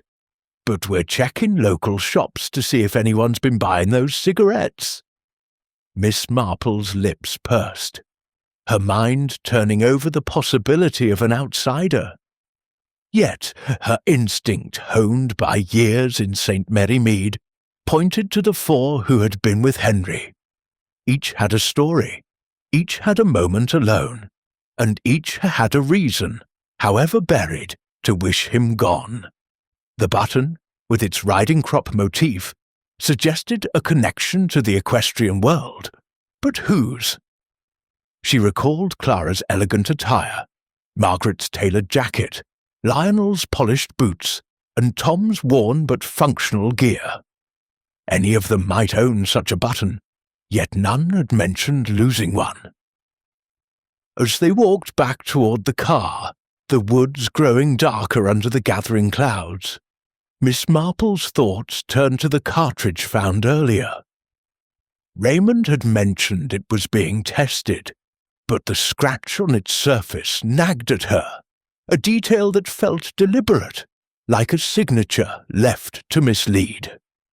"Raymond," she said, "when you get the results from that cartridge, do let me know if the scratch matches anything. A tool, perhaps, or a weapon. It's such a small thing, but it might tell us a great deal." He glanced at her, his expression a mix of amusement and respect. "You don't miss much, do you, Aunt Jane?" "I'll let you know, but don't go spinning theories just yet. We need hard evidence, not village hunches." Miss Marple smiled, her eyes crinkling. "Of course, dear. Evidence is the foundation, but a hunch, you know, is sometimes the spark that lights the way." They reached the car, and as Raymond held the door for her, Miss Marple took one last look at the woods, their shadows deepening in the fading light. The button and the cartridge were pieces of a puzzle, small, but significant, like the stray threads in her knitting that could unravel a whole row if tugged just right. She thought of the suspects, their stories aligning too neatly, their motives hidden behind smiles and silences. The truth was close, she felt, lurking in the details of that fatal ride. As the car rolled towards St. Mary Mead, the village's lights twinkling in the distance, Miss Marple's mind was already planning her next move. A conversation with the gamekeeper, perhaps, or a closer look at the lives of those who rode with Henry. For one of them, she was certain, had left more than a button in those woods. Chapter 9. Motives and Means. The vicarage at St. Mary Mead was a haven of warmth and quiet, its parlour aglow with the soft light of a table lamp and the flicker of a fire in the grate. Miss Jane Marple sat across from her nephew, Inspector Raymond West, a tray of tea and biscuits between them, the aroma of chamomile mingling with the faint scent of beeswax from the polished furniture. Outside, the evening was settling over the village, the church bell tolling softly as dusk deepened into night. Miss Marple had spent the day mulling over her findings, the scuff mark on the oak, the scratched cartridge, the tarnished button with its crossed riding crops. And now, over tea, she sought to weave these threads into a pattern with Raymond's help. He, though weary from a day of reports and interviews, had agreed to humour her, knowing her little chats often led to insights that left him both baffled and impressed. Raymond leaned back in his chair, his notebook open on his lap, his expression one of patient skepticism. "All right, Aunt Jane," he said, stirring his tea. "You've been poking about, talking to suspects, finding buttons in the woods. What's it all adding up to? Craddock's getting impatient, and I can't keep telling him my aunt's playing detective without something solid." Miss Marple's eyes twinkled behind her spectacles, her hands folded neatly in her lap. "Oh, my dear Raymond, it's not playing at all. It's simply a matter of listening. To people, to places, to the little things that don't quite fit. I've been thinking about our 4 friends from the ride, and I believe they're telling us more than they realize." She sipped her tea, her mind as sharp as the needles she might have held, and began to lay out her thoughts. Let's start with Mr. Barrow, the guide. A quiet man, rooted in Willow Grange like one of its oaks. He knows those woods better than anyone, which makes him a natural suspect for slipping into position to fire that shot. Miss Hartnell mentioned his old poaching fine, a humiliation, I imagine, for a man of pride. Could he have harboured a grudge against the Grange, or even against Henry, who was so favoured by Colonel Harwood? Yet his manner when I spoke to him was guarded, not vengeful. He trembled slightly, you know, when he spoke of finding Henry dead. Fear, perhaps, or something else. Raymond jotted a note, his brow furrowing. Tom's cagey, I'll give you that. Craddock's looked into his past. Nothing much beyond that fine, but he's not one for sharing. His alibi's weak, though. He was ahead, out of sight when the shot came. Plenty of time to double back through the trees. Miss Marple nodded, her lips pursed. Indeed, and then there's Miss Vernon, such a charming girl, so full of life. She was close to Henry, closer, I think, than she admits. That bracelet with the H suggests more than friendship, and Miss Hartnell's tale of their argument at the fete hints at a falling out. Was it love, jealousy, or something more practical?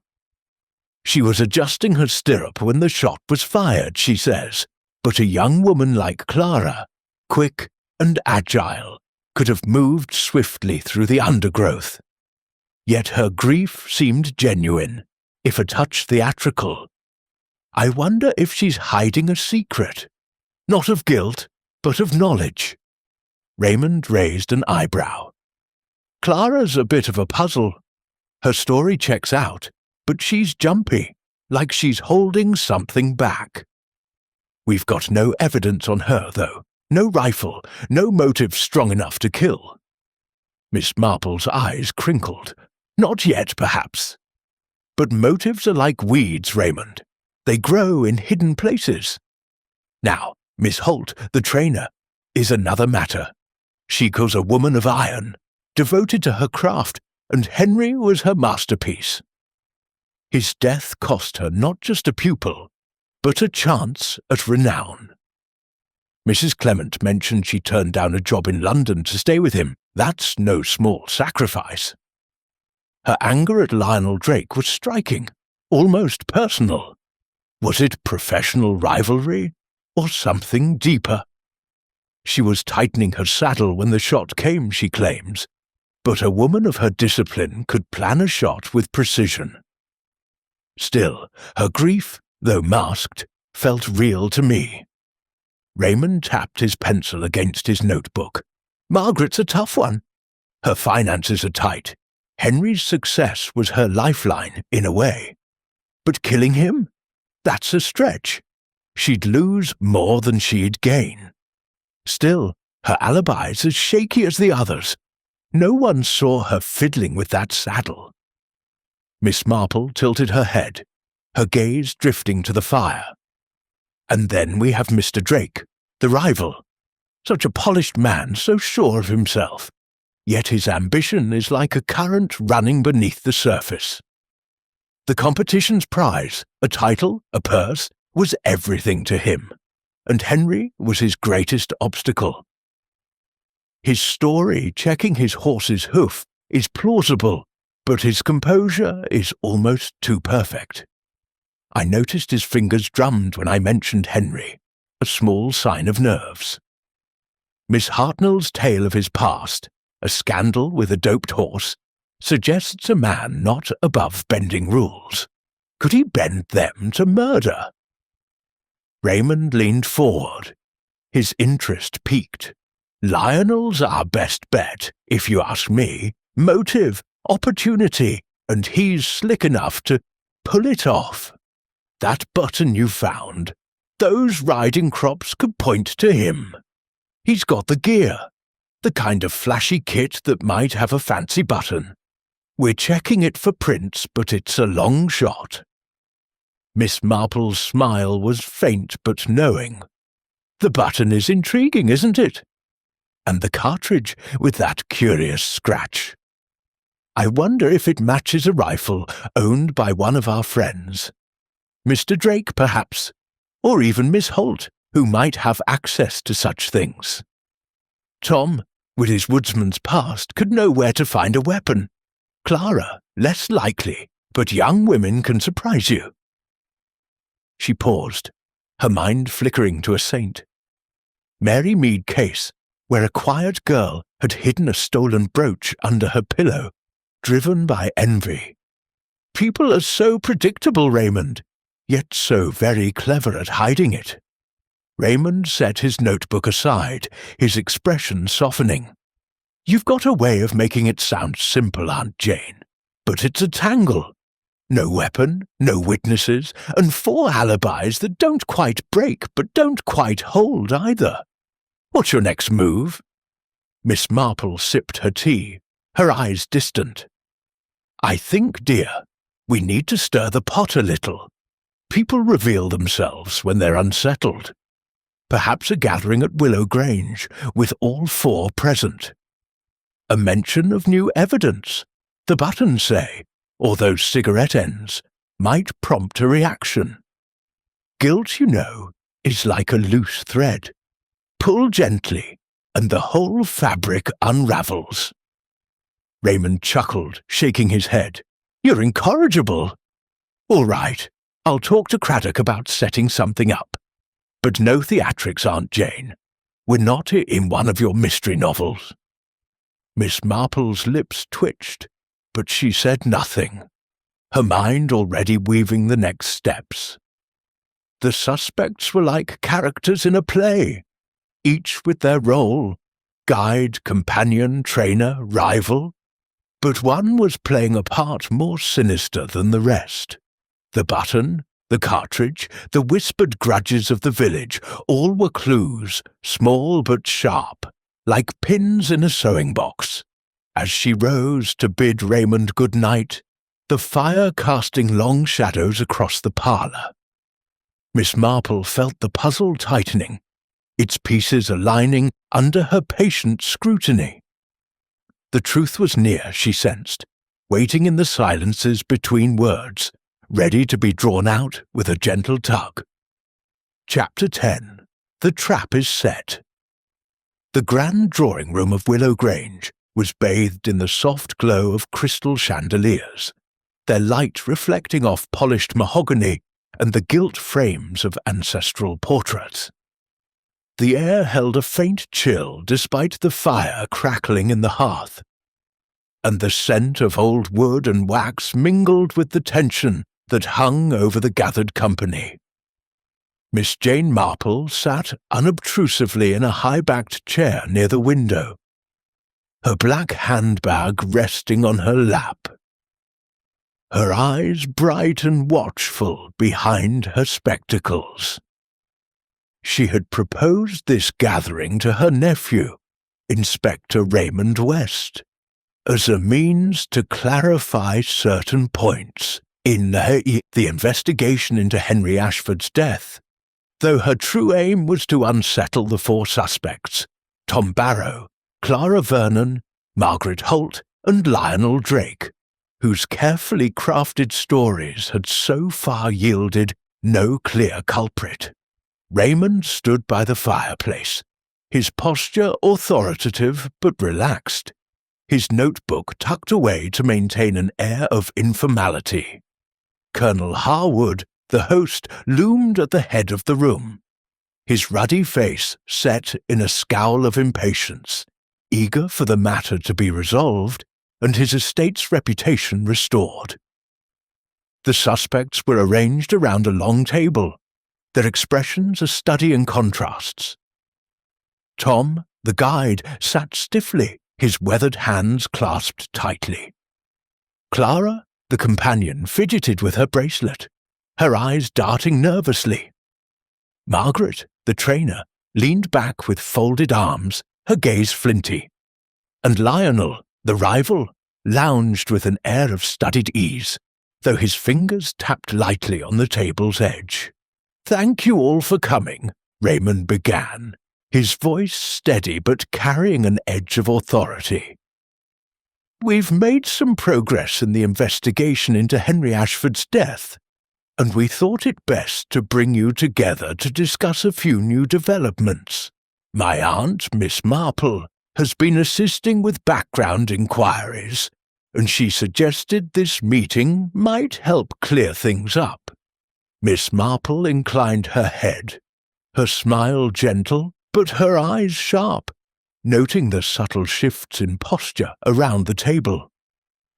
Tom's knuckles whitened, Clara's lips parted slightly, Margaret's jaw tightened, and Lionel's tapping paused for a fraction of a second.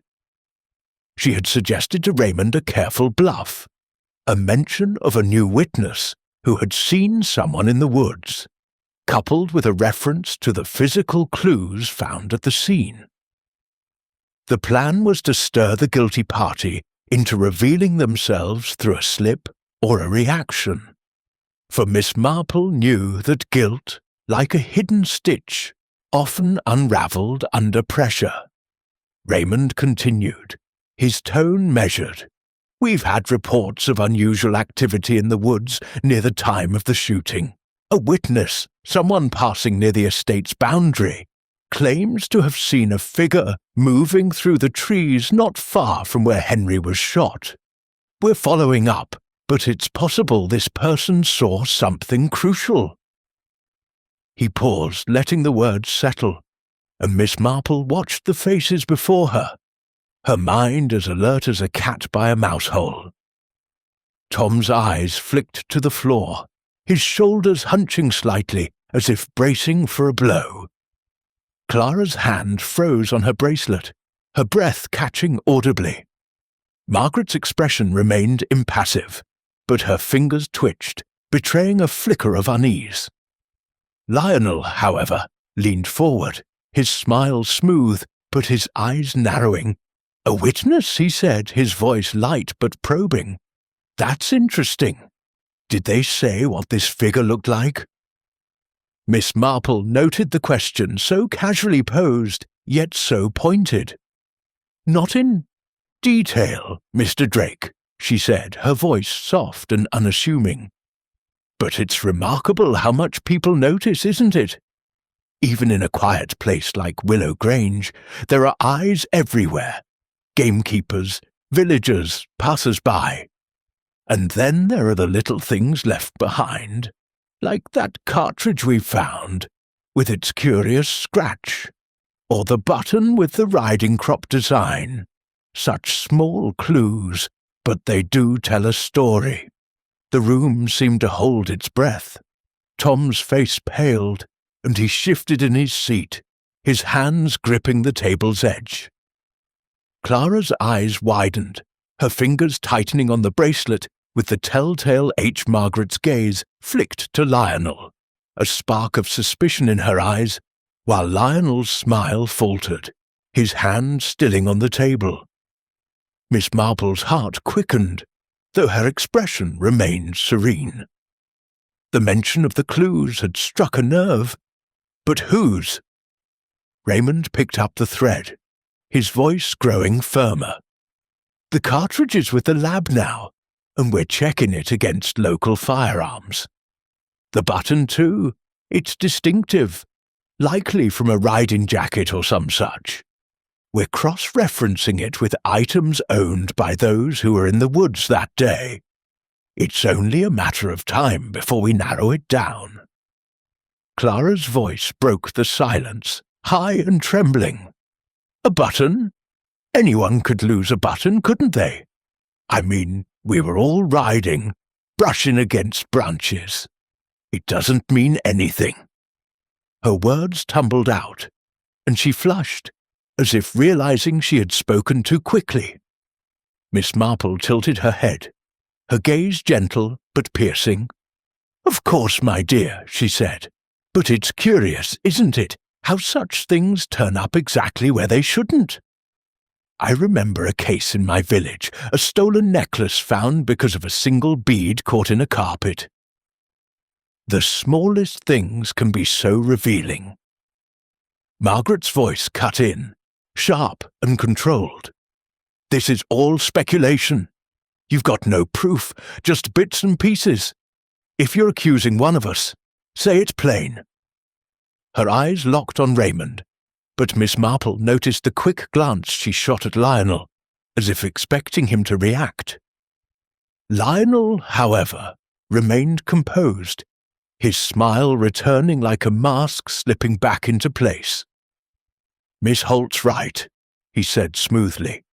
"Clues are one thing, but you need more than a button to point fingers. I was checking my horse's hoof when the shot was fired. Ask the others. We were all scattered. No one saw anything. Isn't that right?" He looked around the table, his gaze lingering on each face, as if daring them to contradict him. Tom nodded slowly, his voice low. "Aye, that's how it was. I was ahead, didn't see nothing till after."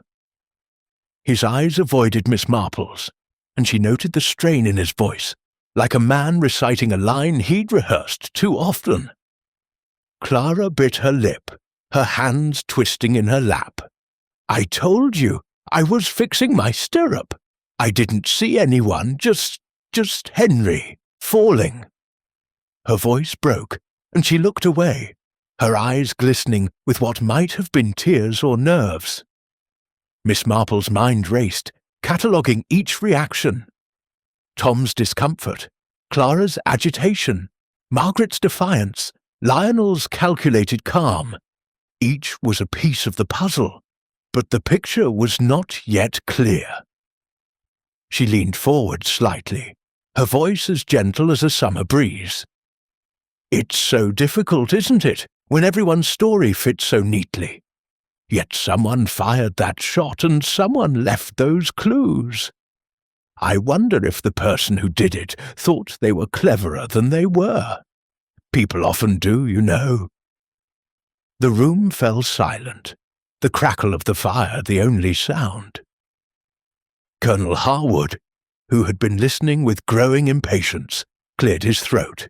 "See here, Inspector, this is all very well, but I want this sorted. My estate's no place for murderers. If you've got evidence, use it. If not, let these people get on with their lives."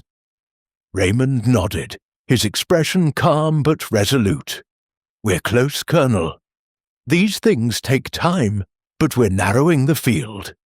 Thank you all for your cooperation. We'll be in touch soon."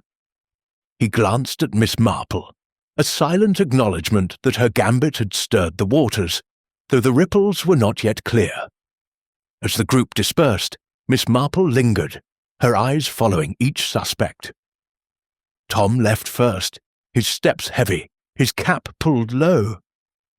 Clara followed, her movements quick and nervous, her bracelet catching the light. Margaret strode out with a curt nod, her face a mask of control. Lionel was last, pausing at the door to offer Miss Marple a polite smile, though his eyes held a glint of something harder, caution perhaps, or defiance. Outside, as Raymond escorted her to the car, he let out a low whistle. "You've got them rattled, Aunt Jane. That business about the witness and the clues, Clara looked ready to bolt, and Lionel's too calm for his own good. What do you make of it?" Miss Marple adjusted her gloves, her expression serene, but her mind alight. "They're all hiding something, Raymond, but guilt is a heavy thing, and it shows in different ways. Clara's fear, Tom's silence, Margaret's anger, Lionel's polish, one of them is carrying more than the others. We must keep watching, dear. The truth is like a shy creature. It comes out when you least expect it." As the car rolled towards St. Mary Mead, the lights of Willow Grange fading behind, Miss Marple's thoughts turned to the clues. The scratched cartridge, the button, the unseen witness. She recalled a St. Mary Mead incident where a nervous glance at a village dance had betrayed a liar. Someone in that room had glanced too quickly, spoken too fast, or sat too still. The trap was set, and now, she thought, it was only a matter of waiting for the guilty to stumble. Chapter 11. The Revelation.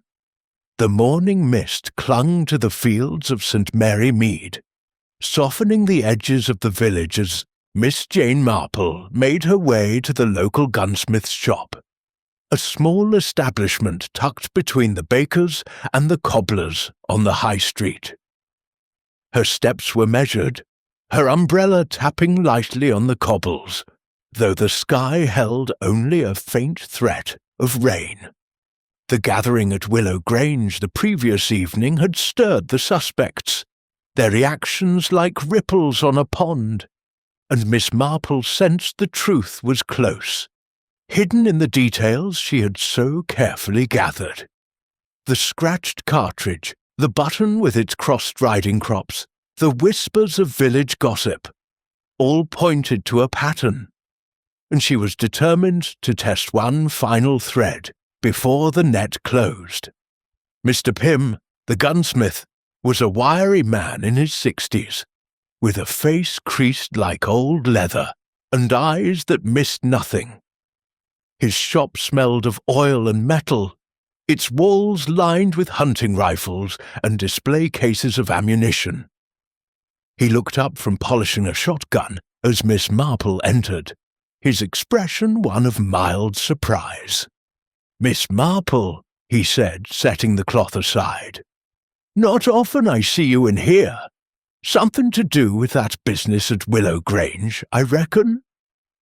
Miss Marple smiled, her eyes crinkling with warmth. "You're quite right, Mr. Pym. I'm helping my nephew, Inspector West, with a few inquiries about poor Mr. Ashford's death. I understand you know a great deal about firearms in these parts, and I hoped you might shed some light on a small matter." Mr. Pym's chest puffed slightly, flattered by the acknowledgement. I've been at this trade 40 years. If there's a rifle in this county, I likely know who owns it. What's the matter, then?" Miss Marple opened her handbag and produced a sketch she had made of the cartridge found in the woods, noting its distinctive scratch. "The police found this near the scene," she said, her tone conversational. "A rifle cartridge with an odd mark, as if it had been mishandled by a faulty mechanism. I wondered if you'd seen anything like it, or perhaps sold a rifle that might leave such a mark." Mr. Pym took the sketch, his brow furrowing as he studied it. "That's a .303, common enough for hunting round here, but that scratch, now, that's peculiar." He paused, his fingers tracing the lines on the paper. "Reminds me of a rifle I sold last spring, a Lee Enfield with a sticky ejector. Scratches the casings just like that when it jams. I warned the buyer to get it fixed, but you know how some folk are, too proud to admit a fault." Miss Marple's heart quickened, though her face remained serene. "And who was the buyer, Mr. Pym, if you don't mind my asking?" He hesitated, then leaned closer, his voice low. "Lionel Drake, the rider from up north, said he wanted it for hunting, though I thought it odd for a man like him, more the type for show than sport. Paid cash, no questions, and I haven't seen the rifle since." Miss Marple nodded, her mind racing. Lionel Drake, with his polished charm and ruthless ambition, had purchased a rifle capable of leaving the very mark found on the cartridge. It was a piece that fit too neatly to be coincidence, yet she knew better than to leap to conclusions. "You've been most helpful, Mr. Pym," she said, rising. "Might I ask you to keep this between us for now? The police will want to follow up, I'm sure." Mr. Pym nodded, his expression grave. "My lips are sealed, Miss Marple. Terrible business, that shooting. Hope you catch the blighter." She thanked him and stepped back into the street, her thoughts a whirl of connections. The cartridge's scratch, the button's riding crop motif, Lionel's composure at the gathering. All pointed to a man who had planned carefully, but perhaps not carefully enough. She recalled his fleeting unease when she mentioned the clues, the way his fingers had stilled on the table. Yet the others could not be dismissed. Tom's guardedness, Clara's nervous bracelet, Margaret's fierce loyalty to Henry. Each had a shadow of motive, but Lionel's ambition burned brightest.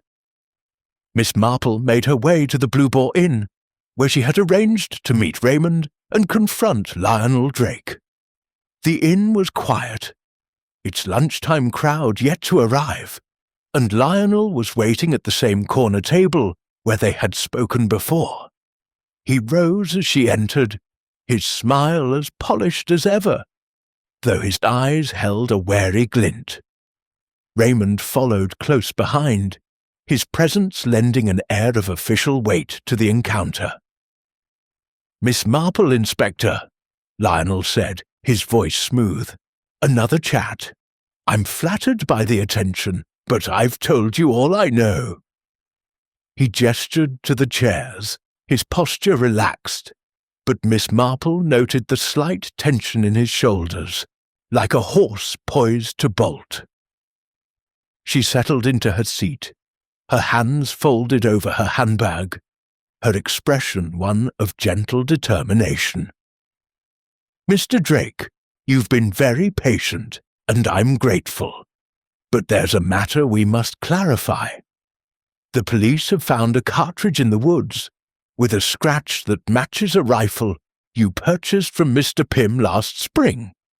A Lee Enfield, I believe, with a faulty ejector. Can you tell us where that rifle is now?" Lionel's smile froze, and for a moment his eyes flickered with something, fear, perhaps, or calculation. "A rifle," he said, his voice light but strained. "I bought one for hunting, yes, but I haven't used it in months. It's at my lodgings, I suppose. You're welcome to check, but you can't think I'd use it on Henry. We were rivals, not enemies." His words were smooth, but Miss Marple caught the slight tremor in his hand as he reached for his glass. Raymond leaned forward, his tone firm. "We will check, Mr. Drake, and we'll need to see any jackets or coats you wore that day. There's a button we found, with a riding crop design, that might belong to you." Lionel's composure cracked, his face paling as he set the glass down with a clink. "A button! Anyone could lose a button. This is absurd. I was checking my horse's hoof when the shot was fired. You've got the other's word on that." His voice rose, and Miss Marple saw the first signs of panic, like a crack in a dam. She tilted her head, her voice soft but unrelenting. "It's curious, Mr. Drake, how things add up. The rifle, the cartridge, the button, your ambition to win that competition. Henry was your greatest obstacle, wasn't he? I've seen it before, you know, in my village, a young man so sure of his cleverness, who thought he could outwit everyone. But the little things betray us, don't they?" Lionel's eyes darted between her and Raymond, his charm unravelling like a poorly knitted scarf. "You've got no proof," he said, his voice low. "This is all guesswork. I didn't shoot Henry. I wouldn't. I'm not a murderer." Raymond stood, his expression grim. "We'll need you to come to the station, Mr. Drake, to clear this up. The rifle, your clothes, we'll check everything. If you're innocent, you've nothing to worry about." Lionel rose, his movements jerky, his eyes flashing with defiance. "You're making a mistake," he said, but his voice lacked conviction. As Raymond led him out, Miss Marple remained seated, her mind tracing the final threads. Lionel's rifle, the scratched cartridge, his ambition, it all pointed to him, yet she felt a pang of caution. Had he been too careless? Or was someone else weaving a clever trap? She thought of Clara's bracelet, Tom's unease, Margaret's anger. Each could still hold a piece of the truth. As she left the inn, the village quiet under a grey sky, Miss Marple knew the case was nearly closed. Lionel's arrest would shake the others, and the truth, like a shy bird, would soon take flight. She would return to Willow Grange one last time, she decided, to see what final secrets the woods might yield. Chapter 12. The Quiet Resolution. The fire in Miss Jane Marple's cottage cast a warm glow across the sitting room, its flickering light dancing on the chintz curtains and the polished surface of her mahogany tea table. Outside, St. Mary Mead lay hushed under a blanket of early evening mist, the village settling into its familiar rhythm after the turmoil of recent days. Miss Marple sat in her favourite armchair, a soft woolen shawl draped over her shoulders, her knitting needles clicking rhythmically as she worked on a half-finished scarf. A pot of tea steamed gently beside her, and across the room, Mrs. Dolly Bantry perched on the edge of a sofa, her eyes wide with anticipation. She had come for the full account of the Willow Grange affair, her curiosity as keen as ever. "Jane, you must tell me everything," Mrs. Bantry said, leaning forward, a scone poised in her hand. "Lionel Drake, arrested!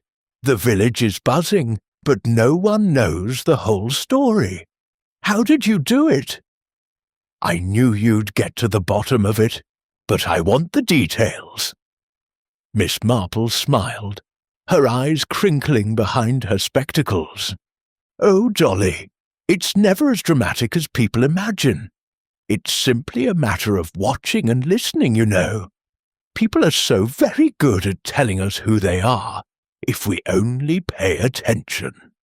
She set her knitting aside, her hands folding neatly in her lap, and began her tale, her voice soft but precise, like the steady ticking of a clock. The arrest of Lionel Drake, she explained, had followed the confrontation at the Blue Boar Inn, where the evidence of the scratched cartridge and the gunsmith's testimony had unravelled his polished facade. Faced with the prospect of his rifle being examined, Lionel had faltered, his charm giving way to panic. At the police station, under Raymond's measured questioning, he had confessed, his words spilling out like a dam breaking. He had shot Henry Ashford, driven by the fear of losing the Willow Grange competition, a prize that promised not just money, but a title that would secure his place among the equestrian elite. Henry, with his natural talent and growing fame, had been an insurmountable obstacle. "It was ambition, Dolly," Miss Marple said, her tone tinged with sadness. "Such a common motive, yet so destructive. Lionel knew the woods from prior visits to the Grange. He'd competed there before, and he used that knowledge to his advantage. He slipped away, claiming to check his horse's hoof, and took position behind that oak where the scuff mark showed his rifle's rest. The shot was precise, but in his haste to rejoin the group, he left the cartridge behind, its scratch a signature of his faulty rifle. Mrs. Bantry's eyes widened. "And the button? The one with the riding crops?" Miss Marple nodded, her lips pursing slightly. "That was his mistake, too. It came from a jacket he wore that day, one he thought too fine to be noticed in the chaos. But the woods, you see, have a way of holding on to secrets. The police found the jacket in his lodgings, missing that very button. It was enough, with the cartridge and Mr. Pym's testimony, to seal his fate." Mrs. Bantry shook her head, setting her scone down untouched. "To think he could be so cold! But what about the others, Tom, Clara, Margaret? They all seemed so suspicious. Miss Marple's needles resumed their gentle clicking, a counterpoint to her words. Oh, they had their secrets, Dolly, as people always do. Tom Barrow's old poaching fine made him wary, and I think he feared being blamed, knowing the woods so well. His silence was protection, not guilt. Clara Vernon, poor girl, was in love with Henry, I believe, though she'd never admit it. That bracelet and the argument at the fete spoke of a heart bruised by rejection, but not a murderous one. Margaret Holt now. She was the hardest to read. Her devotion to Henry was like a mother's or a craftsman's to her work. His death cost her a dream, but she's too practical to destroy her own creation. Mrs. Bantry leaned back, her expression a mix of awe and exasperation. You see people so clearly, Jane. It's uncanny. But how did you know it was Lionel, really? They all had a chance to do it. Miss Marple's eyes twinkled, though her voice remained soft. It's the little things, Dolly.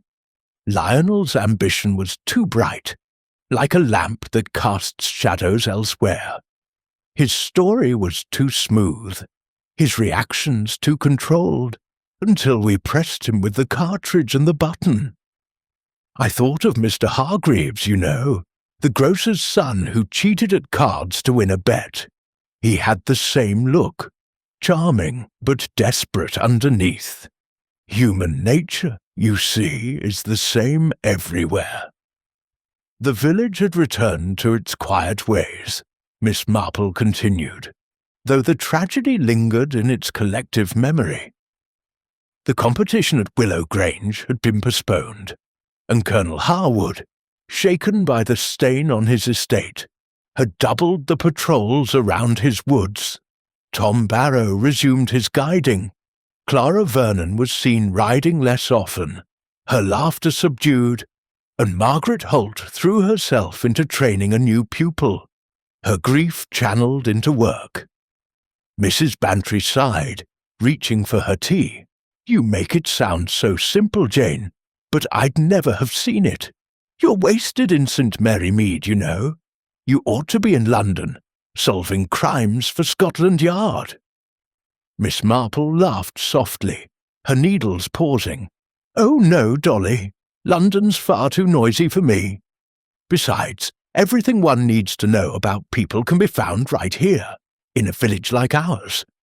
A murder is only a story after all, and every story has its patterns, if you look closely. As Mrs. Bantry chattered on, marvelling at her friend's insight, Miss Marple's thoughts drifted to the woods of Willow Grange, where a single shot had revealed so much about those who rode that day. The case was closed, the guilty caught, but she knew the ripples would linger in the village's whispers and the suspects' hearts. She picked up her knitting, her needles resuming their steady rhythm, and sipped her tea, content in the quiet resolution of another puzzle solved.